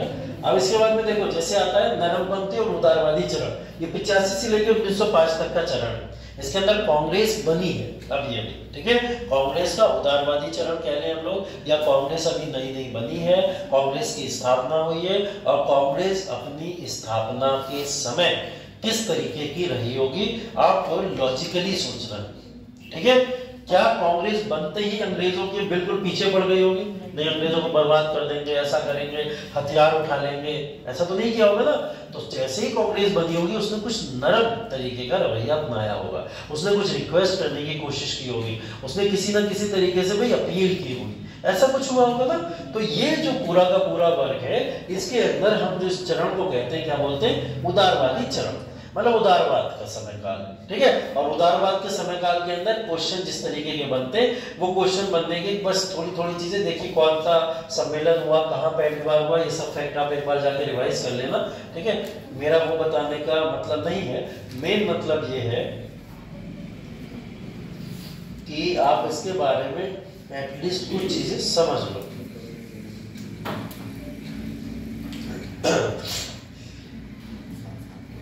ये देखिए, 19वीं सदी के अंतिम चतुर्थांश में, अंतिम चतुर्थांश की अगर बात करें तो 25 साल 25 साल 25 साल 25 साल 4 तो अगर हम बात करें तो 1875 के बाद के समय की बात कर रहे हैं, ठीक है। तो 19वीं सदी के अंतिम चतुर्थांश 1875 की इसके बाद की जब बात कर रहा है, तो आप तुरंत किस पे चले जाते हैं? कांग्रेस पे। तो अगर ये बात कर रहा हो कांग्रेस की, उसने सीधा तो नहीं लिखा कांग्रेस की बात कर रहा है, लेकिन इसने एक स्टेटमेंट में एक बात छिपा के लिख दी। अब आप खुद लॉजिक लगाओ कि ये कांग्रेस की बात कर रहा हो, ठीक है। वह कौन सा तत्व था जिसने भारत में एक समान राष्ट्रीय दृष्टिकोण के उत्थान में महत्वपूर्ण भूमिका निभाई? ये क्वेश्चन का मतलब कहने का ये कि कांग्रेस के क्या क्या ऑब्जेक्टिव थे, सिंपल सा, बट देखो कितना घुमा के पूछा गया। इसने सिर्फ पूछा है कांग्रेस के ऑब्जेक्टिव क्या थे, कांग्रेस का एम क्या था इस समय जब कांग्रेस की स्थापना हुई थी। जैसे देश का प्रशासनिक एवं आर्थिक एकीकरण करना, ठीक है। दूसरा दे रहा पाश्चात्य विचार एवं शिक्षा। तीसरा बोल रहा प्रेस एवं साहित्य की भूमिका एवं भारतीय अतीत का पुनर्विवेचन, ठीक है। ये 3 स्टेटमेंट दे रहा है हमारे पास, ठीक। तो भाई कांग्रेस का एक बहुत बड़ा मुद्दा था जब कांग्रेस की स्थापना हुई थी, वो चाहती थी ज्यादा से ज्यादा प्रशासनिक हमारे लोग बैठे, भारतीय लोग बैठे, अंग्रेज अपने लोग क्यों बैठाते, प्रशासनिक लोग ज्यादा भारतीय हो। आर्थिक एकीकरण, इकोनॉमी को मजबूत करने की बात कर रहे हैं, तभी दादा भाई नौरोजी बात कर रहे हैं बार बार, है ना, ड्रेन ऑफ वेल्थ या धन की निकासी की। तो उन्होंने इस बात को करा, तो आर्थिक एकीकरण की भी बात कर रही थी कांग्रेस इस समय, ठीक है। पाश्चात्य विचार एवं शिक्षा, इसका क्या मतलब हुआ? हाँ, पाश्चात्य विचार एवं शिक्षा अंग्रेजी शिक्षा से संबंधित है। तो ये अंग्रेजी शिक्षा को लेना चाहते थे, कांग्रेस का उद्देश्य था ये, नहीं होगा? अपनाना चाहते थे, अंग्रेजी शिक्षा को बढ़ावा देना हो गया फिर तो ये, अगर अपनाना चाहते हो तो मॉडर्नाइजेशन के साथ विरोध करना चाहते थे। मॉडर्नाइजेशन के साथ विरोध करना चाहते थे। अच्छा, चलो इस पे आएंगे अभी स्टेटमेंट पे। ये देखो, प्रेस एवं साहित्य की भूमिका एवं भारतीय अतीत का पुनर्विवेचन। प्रेस और साहित्य को बढ़ावा देना, प्रेस की फ्रीडम दो, साहित्य को बढ़ावा दो, हमारे जो भी लिखिए वो सब होगा। भारतीय अतीत का पुनर्विवेचन, भारतीय अतीत के बारे में जो हमारी सिंधु घाटी सभ्यता है, वैदिक सभ्यता है, उसका बार बार हमारे सामने जिक्र किया जाए, उसको लाया जाए और हमारे सामने उसके बारे में चर्चा की जाए। ये बातें हो रही, तो भाई तीसरा स्टेटमेंट भी सही है, ठीक है। ये दूसरे स्टेटमेंट में कंफ्यूजन हो सकता है, पाश्चात्य विचार एवं शिक्षा। अगर ये स्टेटमेंट में आया होता तो आप 1 और 3 मार के चले जाते, ठीक है। ये बात बिल्कुल सही थी, क्योंकि यहाँ पाश्चात्य शिक्षा का विचार और शिक्षा की बातें चल रही हैं। पाश्चात्य विचार, हम वेस्टर्नाइजेशन के विचार को क्यों अपनाएंगे? पाश्चात्य विचार। कांग्रेस का ऐसा चाहती थी कि वेस्टर्नाइजेशन के विचार को अपनाया जाए, एजुकेशन को अपनाया जाए, मान सकते हैं, लेकिन पाश्चात्य विचार को अपनाना, वेस्टर्नाइजेशन को अपनाना, ये कैसे मान सकते हैं? ये तो नहीं मान सकते। हाँ, इनको लॉजिक कैसे मान सकते हो? तो सती प्रथा है, हाँ, भारत की थी, हाँ, लेकिन उसे चाहते थे कि उसे खत्म करें, क्योंकि वो पाश्चात्य शिक्षा थी, किसी के साथ कोई भेदभाव ना हो। हाँ, ठीक है, ठीक है, बिल्कुल बिल्कुल। देखो कई सारे हमारे पास ऐसे तथ्य हैं कि हम इस स्टेटमेंट को सही मान सकते हैं, ठीक है। अगर आपके पास में ऐसे स्टेटमेंट आए, ऑप्शन में 1 2 3 4 आ जाए सब, तो सब सही होंगे ही होंगे। क्यों? पाश्चात्य विचार इसलिए सही होगा, दिमाग में वेस्टर्नाइजेशन आइडियोलॉजी को हम क्यों अपनाएं, बल्कि वेस्टर्नाइजेशन को तो हम देश से भगाने का प्रयास कर रहे हैं, ठीक है। लेकिन इसके साथ में शिक्षा का एक वर्ड जुड़ गया। जब शिक्षा जुड़ गया तो पाश्चात्य विचार भी यहाँ पॉजिटिव सेंस में बोला होगा उसने। पॉजिटिव सेंस में ऐसे जैसे इन्होंने बोला सती प्रथा हमारे यहाँ जो थी वो वेस्टर्नाइजेशन के विचार की वजह से ही जा पाई, है ना, वरना नहीं जा पाती। हमारे यहाँ मॉडर्न एजुकेशन अगर आ पाया तो पाश्चात्य विचार की वजह से ही आ पाया, वरना नहीं आ पाता। वरना हम वही गुरुकुल वगैरह में या मदरसा वगैरह में अपनी स्टडी करते रहते, वही मेल फीमेल भेद होता रहता, कोई एजुकेशन कभी हो नहीं पाता, लड़कियां शिक्षित नहीं हो पाती, ये सब समस्याएं होती चली जाती, जाति का भेद रहता। तो एक बड़े जाति के भेद को पाश्चात्य शिक्षा खत्म कर रही, विचार खत्म कर रहे, तो यहाँ पे पॉजिटिव सेंस में बात हो रही। तो कांग्रेस इसको अपना एक टारगेट मानती थी। तो क्वेश्चन का मतलब देखो कुछ और था और ऑब्जेक्टिव उसने पूछ लिए। तो आप क्वेश्चन, इसलिए मैं कह रहा हूँ क्वेश्चन को बहुत ध्यान से पढ़ने की जरूरत होती है। अगर आप क्वेश्चन को ध्यान से पढ़ोगे तो क्वेश्चन को ध्यान से पढ़ने के बाद आप किसी भी क्वेश्चन को सॉल्व आसानी से कर सकते हो, ठीक है। ये एक क्वेश्चन और, इसके पीछे तत्कालिक कारण क्या हो सकते हैं जब कांग्रेस की स्थापना हुई थी, इसमें से कौन सा शामिल नहीं है, ये पूछा। इसका आंसर बता दो बस, बाकी फिर इसकी थोड़ी सी एनालिसिस करके खत्म कर।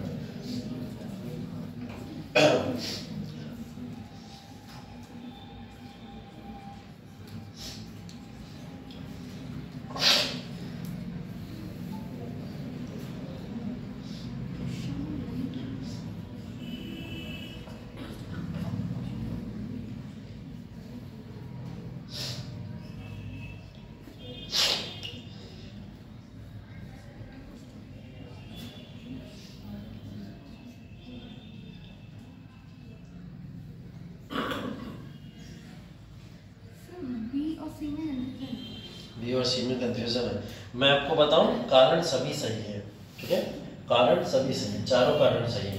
बट एक क्वेश्चन हमने पीछे लगाया था, तत्कालिक कारण, है ना, रियल रीजंस और जो तत्कालिक कारण, वास्तविक और तत्कालिक कारणों में भेद है। अब इसमें आप तत्कालिक ढूंढिए कौन सा नहीं है तत्कालिक। तत्कालिक नहीं है। हाँ, ये लिखा ना कौन सा कारण उसमें शामिल नहीं था, इसमें से तत्कालिक कारण कौन सा नहीं है? आंग्ल अफगान युद्ध। देखो पहला 1878 का शस्त्र अधिनियम, भारतीय प्रेस अधिनियम, अभी पीछे ऊपर पड़ा, कांग्रेस का एक ऑब्जेक्टिव था प्रेस की स्वतंत्रता कराना, तो ये तो टारगेट हो गई होगा, है ना। तो ये तो तत्कालिक कारण माना ही जाएगा, ठीक है, ये तत्कालिक कारण ही माना जाएगा। ऐसा कुछ हुआ होगा तो कांग्रेस ने सोचा होगा चलो हमें अपनी स्थापना करनी पड़ेगी, माना जाएगा, ठीक है। इसके बाद 70 से 80 का द्वितीय आंग्ल अफगान युद्ध, ठीक है, 70 से 80 तक द्वितीय आंग्ल अफगान युद्ध 10 साल तक चला।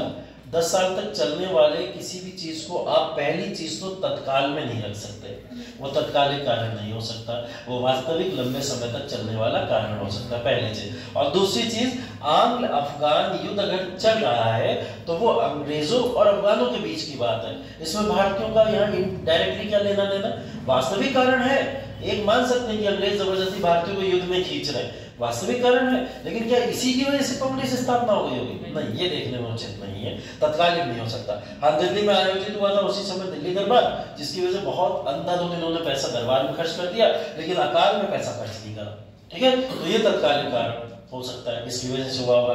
83 में तो इनवर्ट बिल विधेयक आया था जिसकी वजह से बवाल हुआ था, तो कांग्रेस की स्थापना होगी, ठीक है। तो ये और ये तीनों इसके तत्कालिक कारण हो सकते हैं, ये इसका कारण है लेकिन वास्तविक तत्कालिक नहीं, ठीक है। तो देखिए आंसर्स को समझना जरूरी है।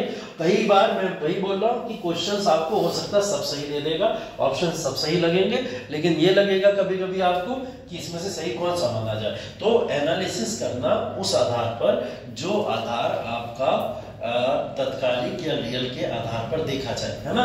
तो बड़े क्वेश्चंस को जब भी पढ़ना बहुत ध्यान से पढ़ना, पेपर जब भी सॉल्व करना ध्यान से करना। हिस्ट्री की एक खासियत यही होती है, क्वेश्चन बहुत आसान बनाता है, वो बहुत आसान, हमेशा क्वेश्चन को बहुत टफ नहीं बनाएगा। जितने भी एमसीक्यू लगाओगे आप, वो बहुत टफ देखने को नहीं मिलेंगे, क्वेश्चन आसानी देखने को मिलेंगे, बट थोड़ा सा ध्यानपूर्वक उसको पढ़ लेना। अगर आप एक दो बार भी उस फैक्ट को पढ़े हुए होगे या उस कॉन्सेप्ट को पढ़े हुए होगे तो आप उसको लगा ले जाओगे, ठीक है। तो बस उसकी एनालिसिस कुछ इस तरीके से करना, कल के क्लास में हो सकता है कुछ अलग तरीके से मिले, या आप लोग मुझे बता दो कौन सी चीज में कंफ्यूजन हो, फिर मैं उस चीज के ऊपर काम कर सकता हूँ या उस टॉपिक के ऊपर बात कर सकता हूँ, उसी के ऊपर एनालिसिस करा दूंगा मैं। अगर कोई भी ऐसा टॉपिक आपको लग रहा हो कि सर पीसीएस में हमारे लिए ये टफ अभी हो सकता है, इसके ऊपर थोड़ा सा डिस्कशन कर लीजिए, तो मैं उस पर डिस्कशन करा सकता हूँ। दो टॉपिक मैंने पहले बता दिया, अब मत छूना, एक साइंस का विषय और एक दूसरा कौन सा, इकोनॉमी। साइंस और इकोनॉमी ये दोनों विषय अब मत छूना, इसको छूने की बिल्कुल भी जरूरत नहीं, ठीक है। अब बस आपके पास जो 4 विषय बचे हुए उन विषय पे काम करना, यही आपके लिए सफलता का मंत्र है, ठीक है। तो भाई मुबारक हो, आप लोग ने अब आने वाले समय में एक तरीका सीख लिया कि पेपर को कैसे निकालते हैं, ठीक है। तो पेपर निकालने का आपको एटलीस्ट अब एक तरीका पता है कि पेपर को कैसे निकाला जाता है। तो इस सेशन को थोड़ा ध्यानपूर्वक आपने लिया होगा, उम्मीद करता हूं मैं, और आगे आने वाले कल और परसों के सेशन में भी अगर पॉसिबल हुए तो हम लोग कुछ ऐसी स्ट्रेटेजी की बात करेंगे जिससे आपके आने वाले इन 2-3 दिन में, या फिर ये सिर्फ 2-3 दिन का गेम नहीं है जो यहाँ पे चल रहा है, हम लोग इसको लॉन्ग टर्म के लिए आगे भी कभी तो परीक्षा दोगे, यहाँ फालतू तो आगे बैठे नहीं है ना, तो कभी तो परीक्षा देनी होगी, तो जब भी देंगे ये सारी नीतियां काम आएंगी, ये सब पॉलिसीज वहां पे काम आएंगी, उसके लिए ओवरऑल डिस्कशन में जरूर रहिएगा। चलिए, थैंक यू सो मच।